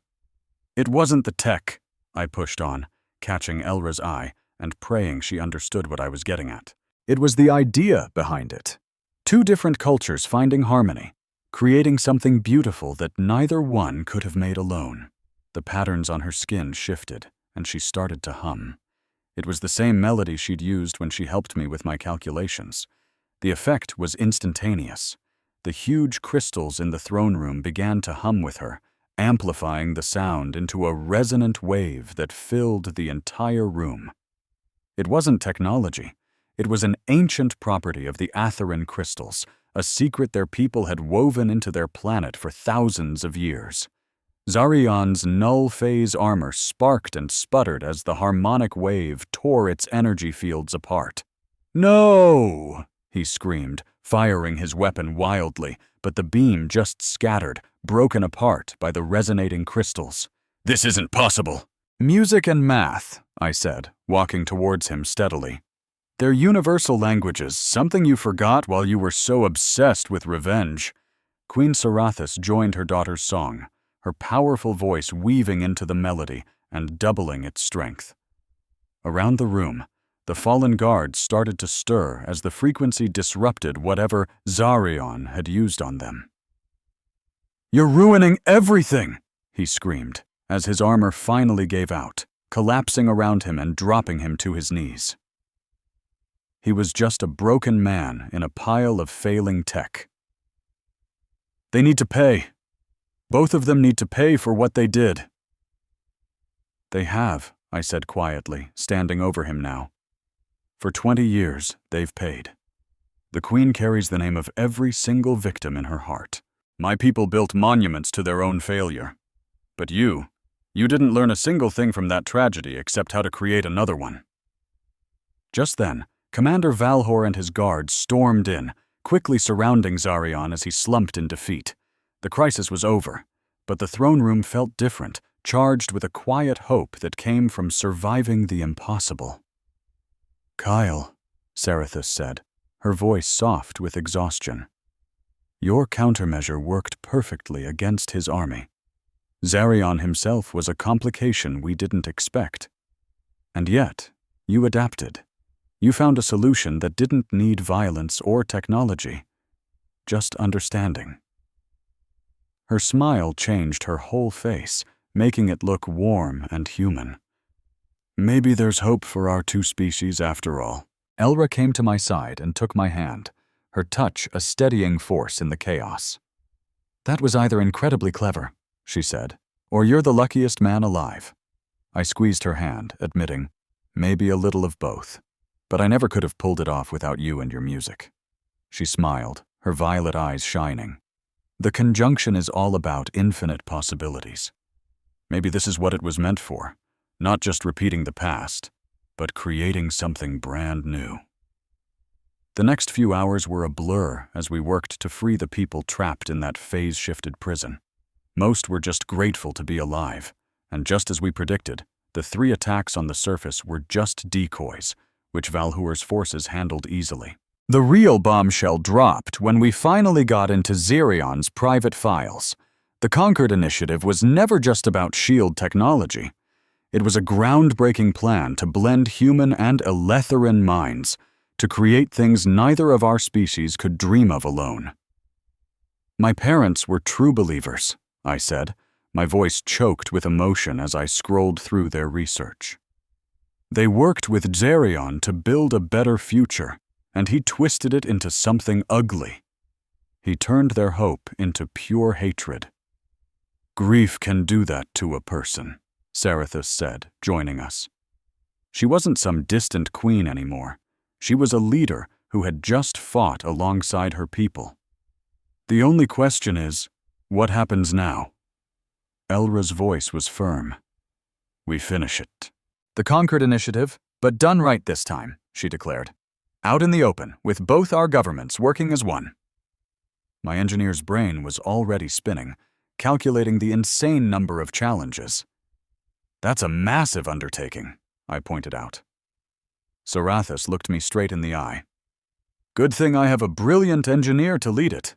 That is, if you're willing to stay here on Valithra." I looked over at Elra, and the promise I saw in her violet eyes made my heart skip a beat. "Yeah," I said with a small smile. "I think I could be persuaded." As the suns began to rise, Torin Jasete found me. The weight of his confession from the night before was etched on his face. "I heard what you did," he said quietly, "saving the palace. Mira would have been proud." "She would have wanted all of us to be better," I replied. He nodded slowly. "All of us." "The Queen offered me a new role," he continued. "Teaching. Helping survivors of the war so they don't get radicalized like I did. She thinks my story could help people." "Are you going to take it?" I asked. "I don't know," he admitted, his voice cracking. "Hate has been my whole life for so long." He stood up a little straighter then, a new kind of fire in his eyes. "But maybe it's time to try something different, to honor the dead by actually living a better life." After he walked away, I stood on the balcony, watching the city of Synthra Prime wake up. The immediate danger was gone, but the real challenge was just starting. We had to build trust between 2 different species, share our knowledge, and create the future my parents had dreamed of. Having second thoughts? Elra asked, her quiet presence a comfort beside me. No, I said, just amazed at how much can change in 3 days. The conjunction opens doors you never even knew were there, she said softly. I pulled her closer, surprised by how natural it felt, despite us being from different worlds. Your mother really doesn't have a problem with this? I asked. Elra smiled. She's a pragmatist. She knows the old ways of keeping our people separate are failing. Besides, she added, I think she likes you. You stood up to her, saved her entire empire, and didn't ask for a single thing in return. Oh, I got what I wanted, I said. Answers about my past, and a chance to make sure it never happens again. I hesitated, my heart pounding. And you? That part was unexpected, she said, her smile lighting up her whole face. The best things usually are. As Valithra's 3 suns climbed into the sky, filling the city with golden light, I thought about the crazy journey that brought me here. I'd gone from tragedy to finding a purpose, from being completely alone to finding a connection. The road was rough, and it nearly cost me everything, but real growth means facing the ugly truths and choosing to be better. The shattered were defeated, but they weren't gone. Their pain was real, and their reasons weren't entirely wrong. The job ahead was about healing those wounds, about building bridges where there had only ever been walls. But for right now, with Elra by my side as a new day started, I let myself feel hopeful. The past will always be there, but it didn't have to define us anymore. The storm had passed, and something beautiful was starting to grow. In the aftermath of the attack, the palace was a scene of controlled chaos. Medical teams hurried through the halls. Engineers were in a frenzy trying to fix failing systems, and security was sweeping every corner for hidden threats. And somehow, I'd found myself in a new role. I wasn't the outsider human engineer anymore. I was a leader, someone the palace staff was looking to for answers. The secondary power grid is still all over the place, reported a Nartharian engineer I'd come to respect, her forearms a blur across multiple control panels. That null-phase blast created resonance patterns we've never seen before. I pulled up the palace blueprints. Route all power through the tertiary systems, I ordered, and install harmonic dampeners at these specific junctions. We can't afford another cascade failure if they snuck any more of those null-phase weapons past us. Got it, she said, pausing for a moment. The patterns on her skin shifted to a color I now recognized as a sign of respect. That solution you came up with during the attack, using our own crystal harmonics against their tech? That was brilliant. It was Elra's idea as much as mine, I said, giving a small nod. It was crazy to think that just 3 days ago, these same engineers could barely stand to be in the same room as me. Kyle, Ether's voice chimed in as my neural systems finished rebooting. I'm picking up strange readings from the astral core chamber. The patterns are abnormal. Define abnormal, I subvocalized, frowning at the data feed on my display. The core is vibrating at frequencies that shouldn't be physically possible with its current setup, Ether explained. It's almost like our harmonic defense woke something up inside it. The astral core was ancient, older than the entire modern Eletheran civilization. Nobody knew what it was fully capable of.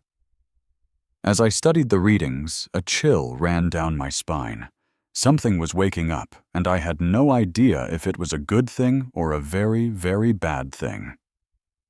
We need to check it out, I decided, my voice steadier than I felt. Nara, you think you can handle the repairs here? Of course, she said, her arms already back in motion. But Kyle, be careful. The astral core chamber is off limits for a reason. Not all of our ancient technology is friendly. Getting through the palace was different now. Guards moved in precise coordinated teams, their triple-irised eyes scanning everyone with an intense focus. The relaxed, elegant vibe of the court was gone, replaced by a tense alertness. It was a grim reminder that security often costs you your freedom. The astral core chamber was buried deep in the heart of the palace, behind a series of heavily armed checkpoints. Even with the new security clearance Queen Sarathis had given me, it still took a full 20 minutes to reach the massive crystalline doors. When I got inside, I realized I wasn't the only one who'd noticed the problem. Queen Sarathis was standing in front of the astral core, her tall frame dwarfed by the massive crystal structure that looked like a frozen waterfall pulsing with an eerie light. Next to her, Princess Elra was in a heated argument with the Council of Sciences. "The risk is simply too great," one of the counselors insisted, the patterns on his skin flashing with anxiety. "The core has been stable for thousands of years. These new vibrations could knock out the entire planetary defense grid. Or they could be a sign of evolution," Elra shot back, her violet eyes burning with passion. "Our harmonic defense proved the core can adapt. We should be studying it, not running from it." "What's going on?" I asked, stepping into the middle of the argument. Sarathis turned, and I could see the sheer exhaustion carved into her regal face. The attack had taken a toll on everyone, but she also had to deal with the sting of being betrayed by Zarian, a man who'd been her trusted advisor for decades. "Mr. Varn, your timing is, as always, perfect," she said, motioning towards the core. "It seems our ancient guardian has decided to wake up from its long nap. The problem is, we don't know if we should be celebrating or panicking." I walked towards the core slowly, feeling a strange energy radiating from it, like the heat from a distant sun. Up close, I could see why the council was so worried. The crystal was shimmering with light patterns that weren't in any of the technical manuals. "Ether," I subvocalized. "Run a full analysis." "Scanning now, Kyle," Ether replied a moment later. "This is incredible." "The core isn't just resonating," Ether's voice said in my head. "It's actively rewriting its own structure at the quantum level. It seems the harmonic frequency we used acted like a key, triggering some kind of evolutionary protocol." "Evolutionary?" one of the council members scoffed. "Technology doesn't evolve, Mr. Varn. It does what it's programmed to do." "With all due respect, Counselor," I said, my gaze locked on the glowing crystal, "our human ideas about technology don't really apply to an artifact this old. This was made by a civilization that moved beyond physical bodies. Who knows what kind of fail-safes they built into it?" "Which brings us to our current debate," Sarathis said, her voice cutting through the tension. "Do we try to shut the core down before this spirals out of control, or do we trust the wisdom of our ancestors?" "Shutting it down could cripple our defenses for good," Elra argued fiercely. "The core has protected Valithra for millennia. We can't let fear dictate our actions." "Fear is what kept us alive during the Shadow Rift War," another counselor retorted. "Being cautious isn't the same as being a coward, Princess." As they argued back and forth, I reached my hand out, hovering it just above the core's surface. I could feel its energy field tingling against my skin, and for a split second, I swear I felt something reach back. It wasn't a thought, just a sense of awareness, ancient and impossibly vast. "There's a third option," I said, the words tumbling out of my mouth before I could stop them. The entire chamber went silent. "A third option?" Sarathis asked, her tone wary but curious. "Communicate?" she repeated slowly. "Mr. Varn, the core is a machine. A very complex one, yes, but still just a machine." "Hold on," I said, stopping myself. "Forgive me, Your Majesty, but we're getting ahead of ourselves. That harmonic resonance was a two-way street. The core didn't just react to Elra's song, it adapted to our needs. What if that wasn't a pre-programmed response? What if it was a choice?" The lead counselor scoffed, his voice thick with disbelief. "Are you suggesting the astral core is alive?" "I'm suggesting we don't know what it is," I countered. "But now we have a chance to find out. With your permission, I'd like to try and open a line of communication." Sarahus looked at her counsel, their skin shimmering with silent debate. At last, she gave a slow nod. "Proceed, but be extremely careful. At the very first hint of danger, you pull the plug." For the next hour, I got to work, merging human tech with Eleutheran harmonic principles. Elio was right there with me, a calm presence in the middle of this crazy storm, her genius with musical math and quantum mechanics proving absolutely essential. "Ready?" I asked, looking her in the eye. She just nodded, and then she started to sing. It wasn't the defensive melody she used during the attack, but something entirely new, a curious, questioning tune that seemed to test the very limits of sound. The core lit up instantly, its crystal surfaces exploding in a waterfall of light and patterns. My instrument screamed, struggling to process the flood of data. And then, the impossible happened. It sang back. It wasn't a voice you could hear with your ears. It was a harmony made of pure, beautiful mathematics. My translator was useless, but somewhere deeper than language, on a primal level, I understood. "Welcome," it said, without a single word. "We have been waiting." "Waiting for what?" I asked out loud for the others. "For the harmony. For the joining. For the ones who could finally build a bridge." Suddenly, my mind was flooded with images, not from my neural implant, but beamed directly into my consciousness. I saw the original builders, the cores, beings of such incredible grace and power they had moved beyond physical bodies. I saw their masterpiece of a plan, a network of safeguards and guides for the younger races that would follow. And I felt their deep sadness, knowing their children would eventually splinter, fight wars, and forget everything they were taught. "The core!" I gasped, fighting to make sense of the tidal wave of information. "It's not just a weapon. It's a teacher, a guide meant to help civilizations grow up." "You were not ready," the presence continued, its tone echoing with an ancient, endless patience. The harmony was shattered. Brother turned against brother. The lessons were lost. "The Shadow Rift War," Aya whispered beside me, tears rolling down her cheeks as she saw the same vision. They knew it was coming. They tried to warn everyone, but nobody listened. But now, the voice resonated. Perhaps wisdom can finally blossom. The hybrid brings a new understanding. When two streams join, they create a new river. Asterisk. "The hybrid?" I asked, and then it clicked. "The Concord Initiative. The combination of human and Eletheran technology. That's what you were waiting for." "Not the technology." The presence gently corrected me. "The spirit that created it. The choice to become something greater than your individual parts. You have passed the first trial." "Trial?" Sarao stepped forward, her voice sharp as glass. "What kind of trial? What are you?" "I am what you created. I am the daughter of the Eletheran, a guardian, a guide, and a mirror. I show you who you are, and I shine a light on who you could become." The attack was anticipated. The response was calculated. The outcome was hoped for. "You knew," I said, as all the pieces slammed into place. "You knew the Shattered were going to attack. You let it happen." To stop something, you must first understand it. To understand, you must first experience it.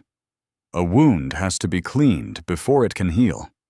The betrayer needed to expose himself. The hatred had to be confronted. "People died," Elra said, her voice trembling with anger. "Could I have stopped it?" The presence asked with a gentle challenge. Should a parent catch their child every time they fall? Should they prevent every single mistake? Growth is born from challenge, and wisdom is found in hardship. You stood against the storm and discovered a strength you never knew you had. Asterisk. "A cryptic, ancient AI," I muttered, a weary smile on my face. "Why am I not surprised? Not an AI, not in the way you think of it. I am the crystallized hope of a race that was dying, given a shape and a mission. I am a seed they planted in the garden of the future. And now, finally, it is time for that seed to bloom." The core pulsed, and the room was suddenly filled with holographic projections, star charts, complex schematics, and mathematical proofs so advanced they made my head spin. It was the entire collected knowledge of the ancients, kept safe for thousands of years. "This is," the lead counselor began, his skepticism finally dissolving into pure awe. "These are the theories for technologies we've only dreamed about. Faster-than-light communication, medical treatments that could make us live forever, energy sources that—" "All of that, and more," I said, my voice just a whisper. "But knowledge without wisdom leads to destruction. Technology without compassion is just tyranny. You have to grow together, human and eletherian, or you don't get to grow at all." "And if we say no?" Cerathus asked, her voice steady and sharp. "If our old hatreds are too strong?" "Then the core goes back to sleep, the knowledge vanishes, and maybe in another 1,000 years there will be another chance. The decision is yours." The present started to fade, but for a second, it focused on me, a feeling so intense it was almost physical. Child of two worlds, the one who brings things together, your road will be harder than most. A bridge has to hold weight from both sides. But you are not walking it alone. And then it was gone. The chamber was silent, except for the hum of the machines and the stunned whispers of the council. "Well," Saratha said after a long moment, a dry smile in her voice, "it appears the stakes just got a whole lot higher." In the days that followed, the palace became something new. A joint research center where human and eletherian scientists worked together. The core's revelations were simply too massive for any single group to handle. It forced a level of collaboration nobody had ever seen before, and I was right in the middle of it all, acting as a translator between cultures, a mediator in arguments, and just trying to keep everyone's eyes on the prize. It was exhausting, incredible, and sometimes it drove me absolutely crazy. "The humans are pushing to build prototypes right away," Elra told me during one of our evening meetings, a little ritual of sharing a meal that had become our quiet time in the chaos.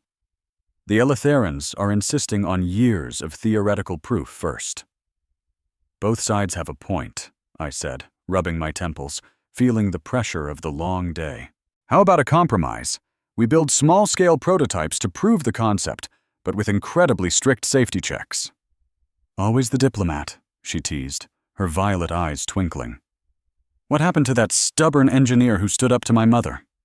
"He learned that building a bridge is a lot harder than blowing one up," I admitted with a small smile. "But it's also a lot more rewarding." She reached over the table and took my hand. Her touch was warm and steady. "Any regrets?" she asked. "You could have gone back to Earth after the attack. No one would have held it against you." "Leave now? Right when we're about to change the entire galaxy?" I squeezed her hand. "Besides, I've got my reasons for staying." "Just the scientific challenges, I assume?" she asked, a playful tone in her voice. "They're pretty compelling," I said, pretending to be serious. "But the company isn't half bad either." Her laugh was like music, a clear, bright sound I had grown to love. Such a smooth talker. How can I possibly resist? Our moment was interrupted by an alert on my wrist communicator. "Cal, we've got company. A diplomatic ship from Earth just arrived. They're asking for a meeting with the Queen, immediately." "Earth?" I frowned. "We sent them the initial reports, but I didn't think they'd get here this fast." "Neither did the Queen. She wants you at the meeting." I let out a long sigh. "So much for a quiet night. Sorry, Elra." "Don't be," she said, standing up and straightening her robes. "This is huge. And anyway, I'm curious to finally meet some of your people's official representatives. Should we go together?" The throne room had been repaired since the attack, but you could still see the changes. The crystal walls were reinforced, there were new security systems, and a harmonic dampening field I'd designed myself hummed softly in the air. Queen Saraios sat on her throne, looking every bit the powerful monarch, though I could see the weariness in her eyes. The Earth delegation was small, only 3 people in formal suits. I recognized the woman in the lead, and my breath caught. "Ambassador Carver," I said, my voice a little shaky. She had been a close friend of my mother's, back before Nexus Haven. "Cale Vaughn," Lena Carver answered, her face breaking into a warm smile. "I should have known you'd be mixed up in the middle of all this.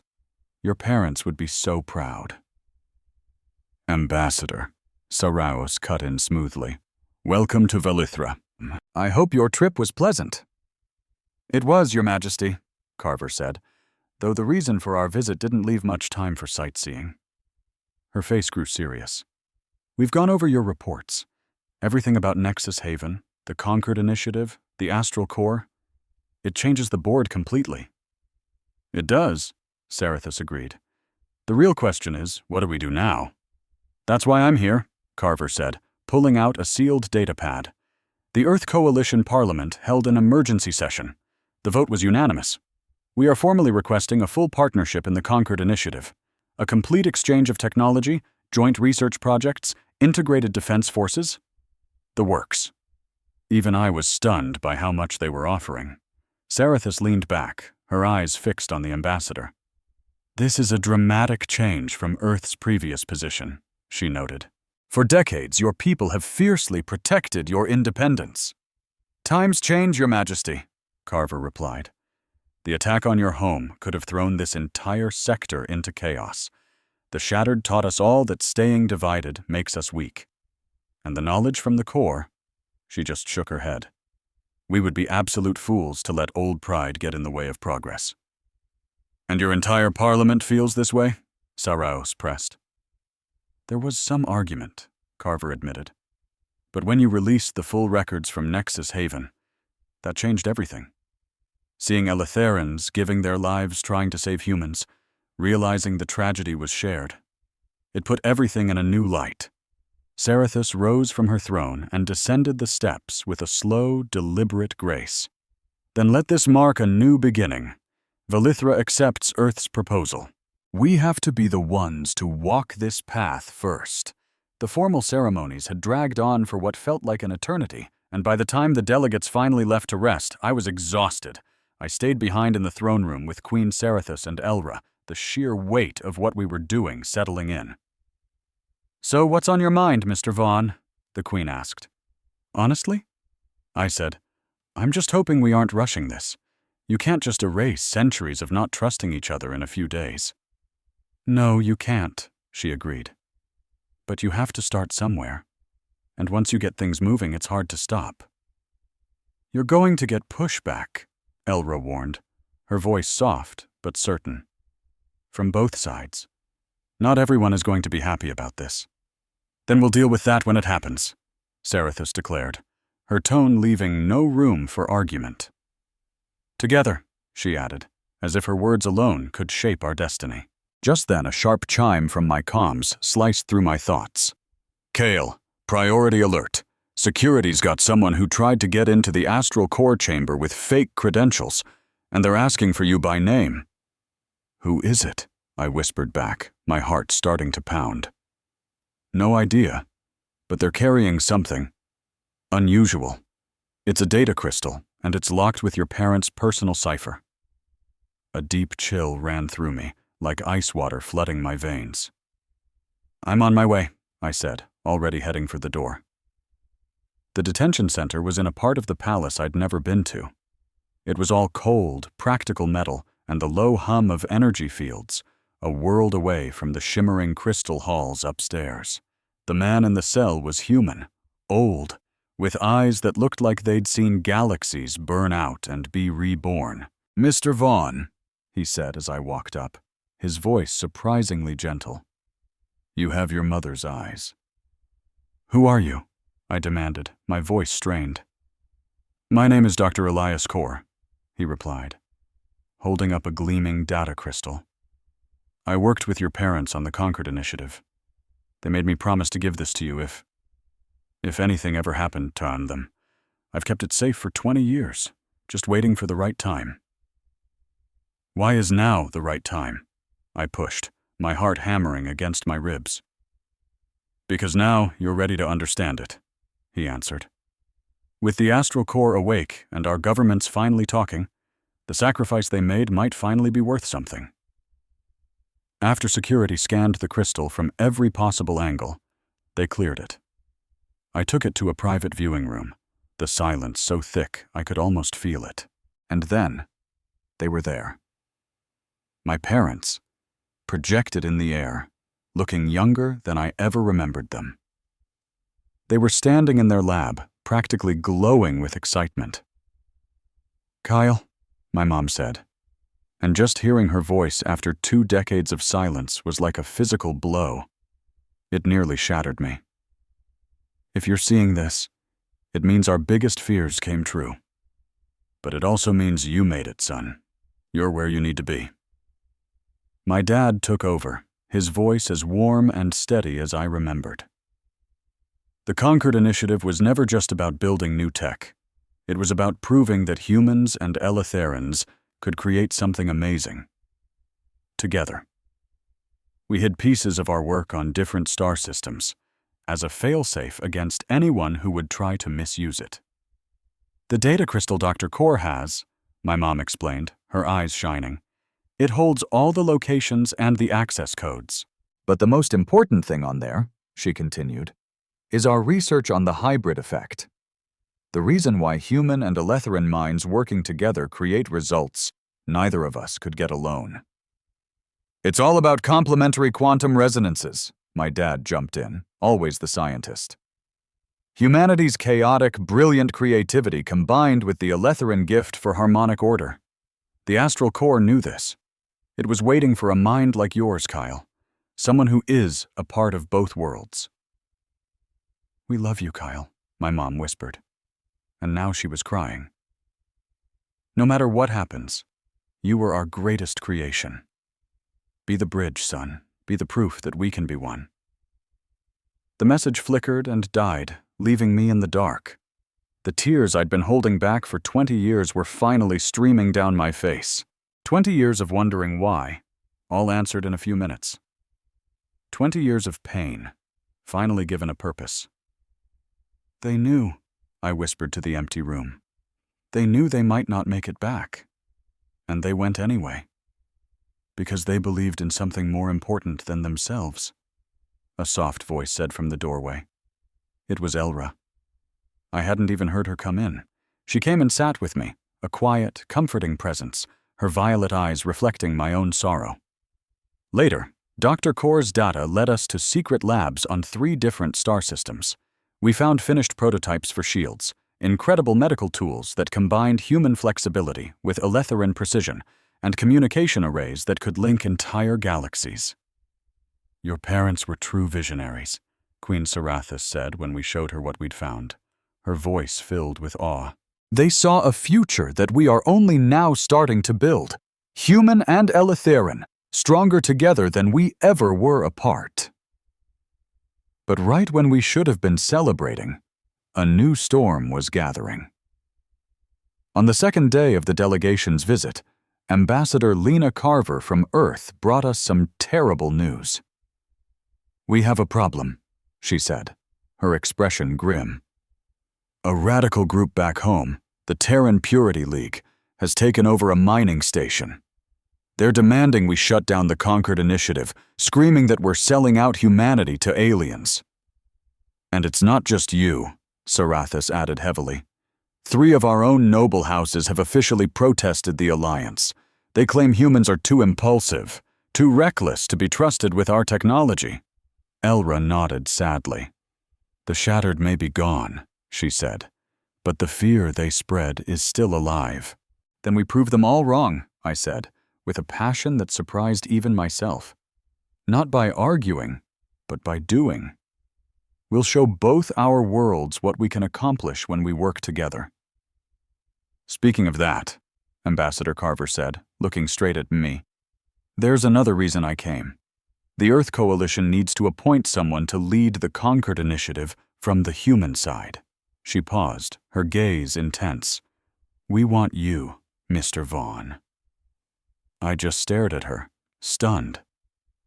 "Me? I'm an engineer, not some politician."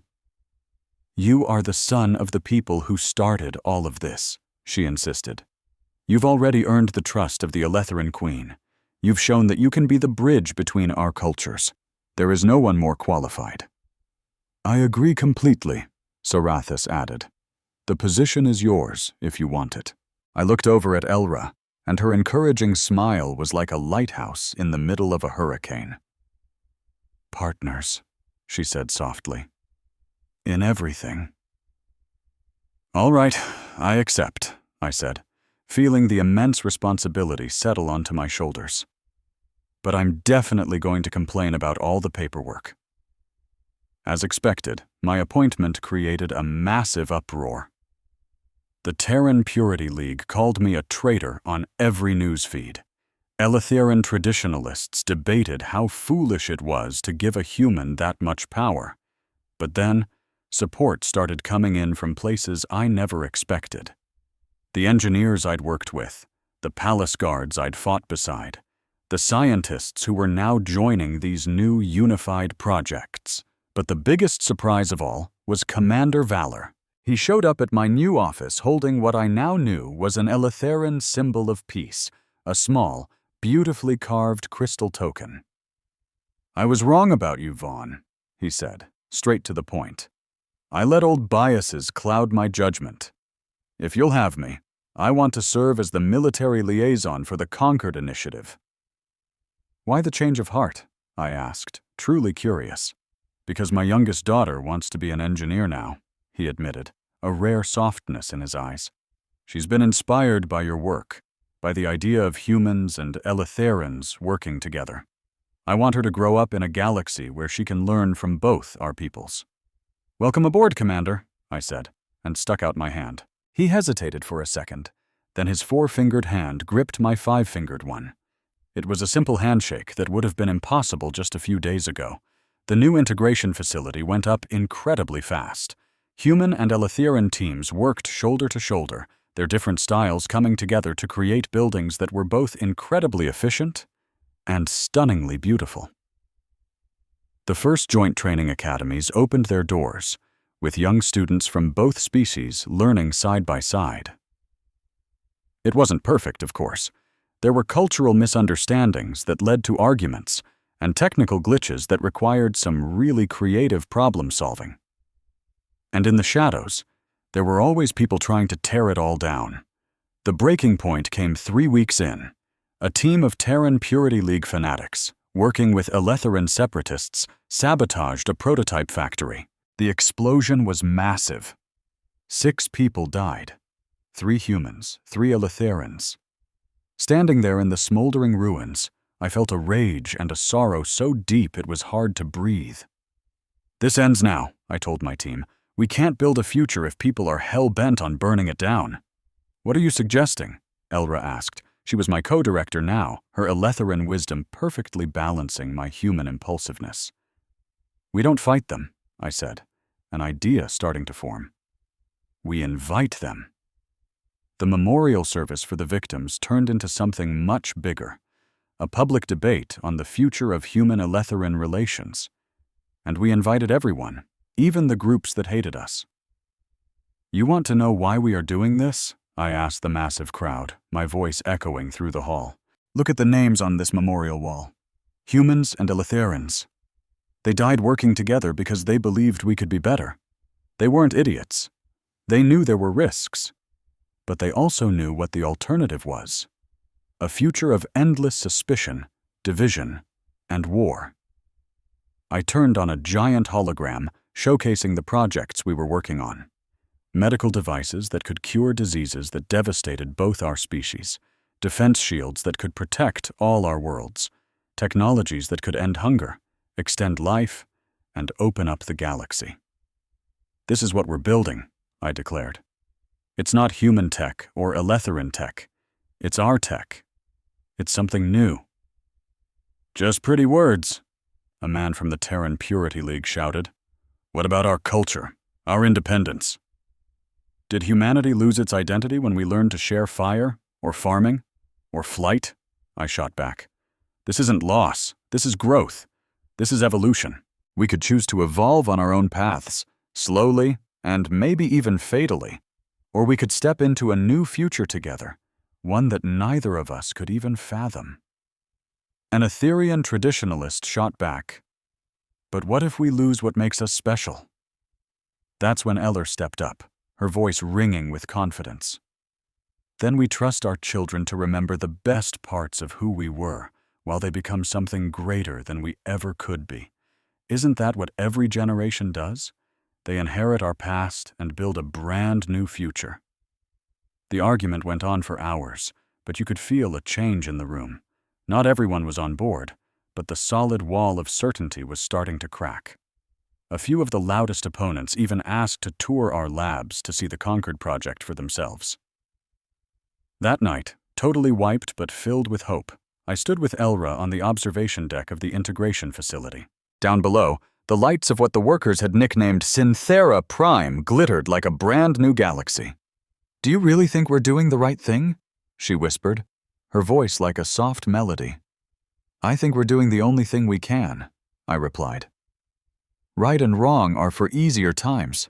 We're just trying to save the future." "Our future," she corrected, leaning against me, her warmth a steady comfort. "Human, Eletheran, and whatever comes after," I agreed, feeling the immense weight of that possibility. In the distance, the astral core throbbed with light, a silent reminder of the ancients who had walked this road before, leaving behind their wisdom in the form of crystallized technology and hope. "Ether," I said under my breath, "give me a status report on all the Concord projects." 17 active projects, 43 in development," Ether's voice replied in my ear. "The future is taking shape, Kyle. Reports of resistance are down 60% from last week. Public support is climbing on both Earth and Valithra. The integration is moving forward, Kyle. It's slow, and there are bumps in the road, but it's happening."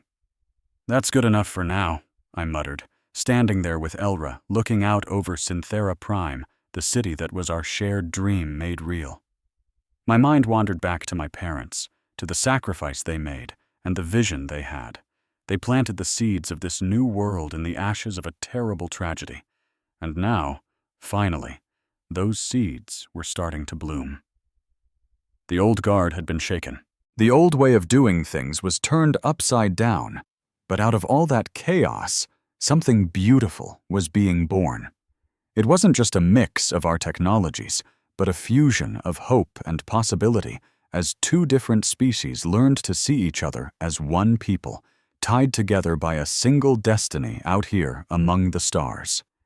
The hardest work was just getting started, but for the first time in a long time, I looked toward tomorrow with excitement instead of fear. The bridge between our worlds was standing strong. Now we just had to help everyone else cross it. 6 months had gone by since the conjunction crisis, and Synthera Prime had transformed from a wild idea into a bustling city, sprawling across 30 kilometers.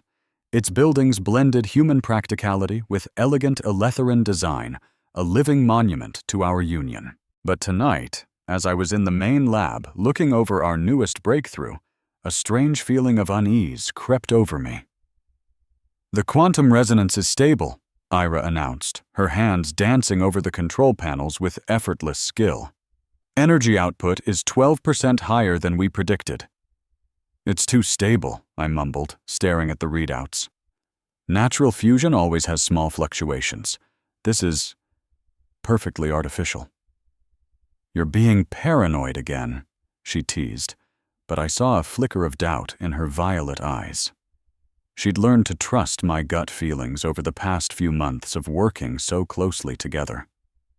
"Ether," I subvocalized, "run a deep scan on those power signatures, cross-reference them with everything in the database." "Processing," Ether replied instantly. "Kyle, this is worrying. The energy patterns are a match for theoretical models of controlled singularity manipulation," Ether continued. "That was technology we shouldn't have been able to create for centuries. Before I could even process that, alarms blared through the entire facility. These weren't the normal emergency alerts. It was a deep, haunting sound coming from the astral core's warning system, something we had only hooked into our networks a few weeks ago. "All senior staff to the command center!" Queen Sara's voice boomed through the halls. "This is not a drill." When we got there, the command center was a whirlwind of organized chaos. Holographic screens flashed with star charts, energy readings, and something else, something that made my blood run cold. It was a gigantic object, speeding toward Velithra at an impossible velocity. "Your Majesty," I said, rushing to my post at the integration console. "What are we looking at?" "We don't know," Sara admitted, and her usual unshakable calm was gone, replaced by a flicker of uncertainty that terrified me. "It just showed up on long-range sensors 20 minutes ago. Its shape doesn't match anything we have on record." "It's slowing down," Commander Valther called out from the military station.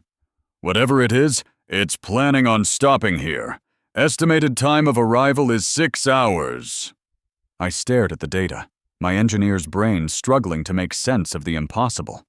The object was enormous, the size of a small moon, but it moved with the delicate precision of a guided ship. Its energy signature was completely alien, except for the patterns Ether had just flagged. "That signature," I breathed, "it's almost identical to the astral core's quantum signature." "That's impossible," one of the counselors argued. "The core is one of a kind, built by the ancients." "Unless it isn't," Elra cut in, her face pale as she realized the same thing I had. "What if the ancients left behind more than one?" Sara's expression turned to steel. "Battle stations. Bring all defensive systems online. And somebody get Ambassador Carver on the line. Earth needs to know what's coming." The next few hours were a blur of frantic preparations. Human and Eltheran crews worked together like a well-oiled machine, their recent training exercises now facing the ultimate real-world test. The new Concord Initiative weapons, a blend of Earth's projectile technology and Velithra's energy weapons, hummed to life for the very first time outside of a simulation. "Kyle!" Ambassador Lena Carver's voice said over the comms, filled with static. "The Coalition fleet is on its way, but it's going to take them days to get to you. You're on your own for first contact." "Understood," I replied. "We'll do our best to keep things peaceful until you get here." "Peaceful?" Carver let out a bitter laugh. "You've got an unknown moon-sized object that's breaking the laws of physics, and you want to be peaceful? Would you rather we start shooting at something that might have created the astral core?" I shot back. "If they wanted to destroy us, they wouldn't have given us 6 hours of warning." As if on cue, the object started to transmit a message. It didn't use any of our radio frequencies. Instead, it sent the message through the astral core itself. The ancient device began to resonate, filling the command center with a presence that felt both anciently familiar and completely alien. "Children of synthesis," a voice echoed, seeming to come from everywhere and nowhere at once. "We have watched. We have waited. The test is now complete." "Who are you?" Sara demanded, her voice strong despite the overwhelming power in the room. "We are the ones you call the ancients," the voice replied. "We are what you, in time, will become." We planted our gardens and left our seeds to grow. Some grew strong, some withered away. But you? You have done something we never expected. A figure shimmered into existence in the middle of the room. It looked humanoid, but it was made of living light, its features constantly shifting, as if 1,000 different beings were flickering inside one form. "The synthesis," I whispered as it all clicked into place. "You never expected humans and Elitherans to merge our technology." "That is correct, child of both worlds," the being said, and its gaze felt like it held the weight of millennia. "We seeded life on many worlds, guided their growth, and left them tools to help them rise. But always separately, in isolation. You were supposed to become strong on your own, before you met each other as equals out in the galaxy." "But we met too early," Elra said. "The Shadow Rift War threw us together before either of us was ready." "So we thought," the being replied. "We almost stepped in, almost reset the entire experiment. But something made us pause." The being turned its gaze to me, and it felt like I was being weighed by history itself. "You, the one unexpected variable. A child born from tragedy who chose to build instead of break, who built bridges where everyone else was putting up walls." "I'm just an engineer," I said, my voice barely a whisper. "You are the embodiment of synthesis," it declared. "Human chaos and Eleutherian order, wild innovation and deep tradition. Your very existence proved that our original design was wrong. Isolation only leads to stagnation. Real evolution requires collision, conflict, and finally, cooperation." It gestured, and the star charts on the screens changed, expanding to show not just our system, but the entire galaxy, dotted with thousands of points of light marking other inhabited worlds. All of our children, growing in their own gardens, getting closer to transcendence. But you are the first to truly achieve synthesis. You proved that the greatest thing we ever created wasn't our technology, but the capacity for connection that we wove into your very souls. "So this was all just a test?" Sarah asked, a sharp edge of anger in her voice. "The wars, the deaths, all that suffering?" "No," the being answered, and its form seemed to flicker with something that felt like regret. "The test was how you would deal with those tragedies. Would you let them define you, or would you let them inspire you? Would you build taller walls, or would you build wider bridges?" "And we passed?" I asked. "You have begun," it said. "Synthesis is not a final goal. It is a journey that is now open to all of our children." The being raised its hand, and the astral core pulsed with brilliant light. "We give you the keys to the garden gates, the power to connect with the other species, to share your new way of life across the stars. The choice of what to do next is yours." "Wait!" I called out as its form started to fade. "Will we see you again? Will you guide us?" "Guidance is for parents," the voice echoed softly. "You are no longer children.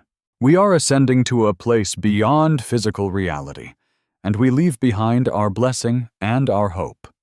Show the galaxy that connection is stronger than isolation.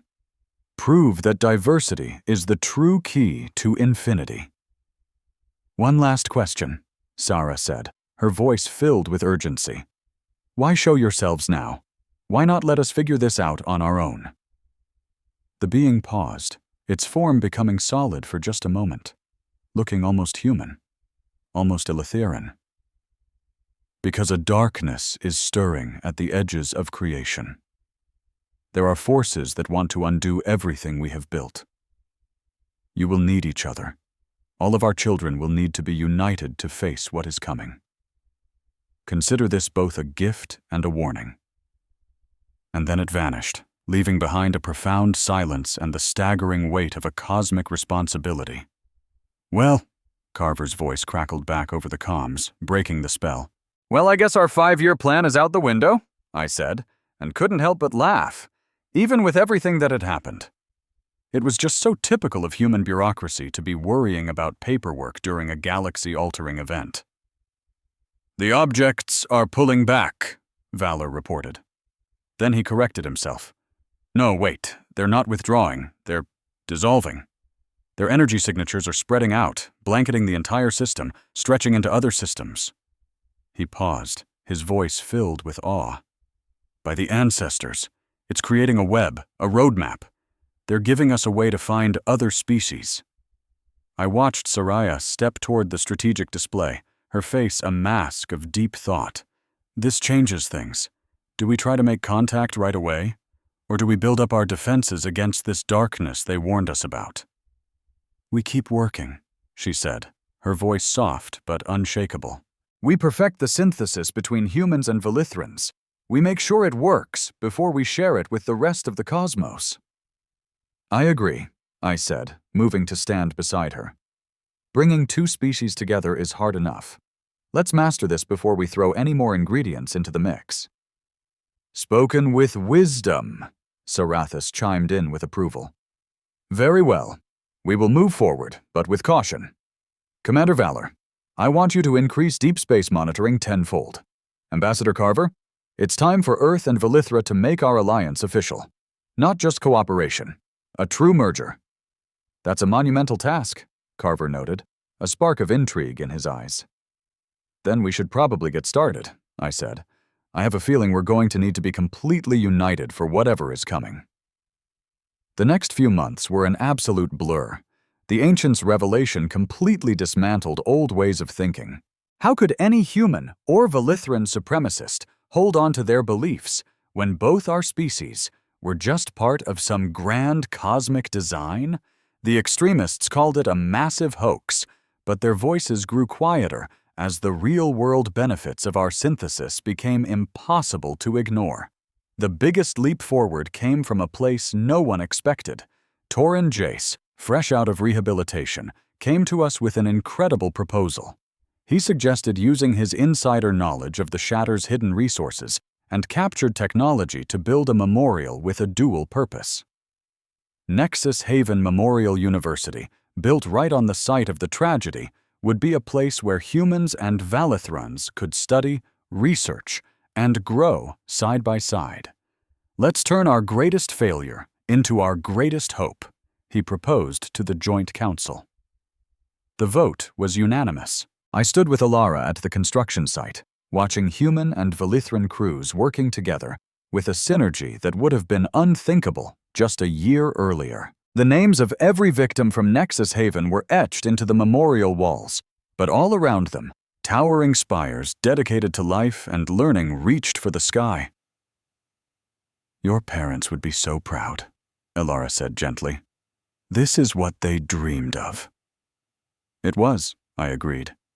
They didn't get to see it, but their son made it happen. Their synthesis is alive and well. Speaking of synthesis, I said, turning to face her, my heart pounding in my chest. There's something I've been meaning to talk to you about. She raised an eyebrow ridge, a curious and slightly amused gesture. Oh? Another technical breakthrough? More of a personal one, actually. I took out a small device I had spent weeks building. It projected a holographic ring that shimmered, its design shifting between human and Velithran aesthetics, never quite settling on one. In human culture, I started, my voice thick with emotion. We have a tradition for when two people want to join their lives, to create their own kind of synthesis. Kalev Vaughn, her voice warm, finished my thought. Are you proposing to me with a holographic ring that you obviously built yourself? Is it too much? I asked, my nerves on fire. It's perfect. She activated a hologram of her own, a matching ring that instantly synced with mine, their patterns weaving together into one unified design. I might have been working on something similar. We both laughed, standing there among the rising towers, surrounded by tangible proof that impossible dreams could come true if you had enough grit and hope. Our wedding was the first true fusion of human and Velithran cultures, blending Earth's traditions with their ceremonies to create something entirely new and beautiful. Sarathis officiated, speaking in both our languages, weaving a story of unity through diversity. You know, Valor said to me at the reception, your children will be the first true synthesis generation. They'll be born into a universe where human and Velithran are partners, not strangers. No pressure, right? I shot back, which earned a rare laugh from him, a sure sign of how much things had changed. As the party buzzed around us, Ether spoke directly into my mind. Kyle, I'm seeing activity on the deep space monitors. The Ancients' network is lighting up. We have incoming contact. Not right away, but soon. The pathways are opening, just as they promised. I glanced out at the crowd, at humans and Valithrans dancing together, sharing food and stories, sharing hope. We had come so far from that terrible day when Saraas accused me of rejecting her daughter, the single spark that set this whole thing in motion. Let them come, I said under my breath. We'll be ready. 5 years later, the first ship appeared. It carried the Star Weavers, beings made of crystallized gas and living music. Synthra Prime had transformed into Synthra Nova, a world devoted to integration. I stood with Alara in the receiving chamber, our daughter, Mira, asleep in her arms. We named her for Torin's daughter and my sister.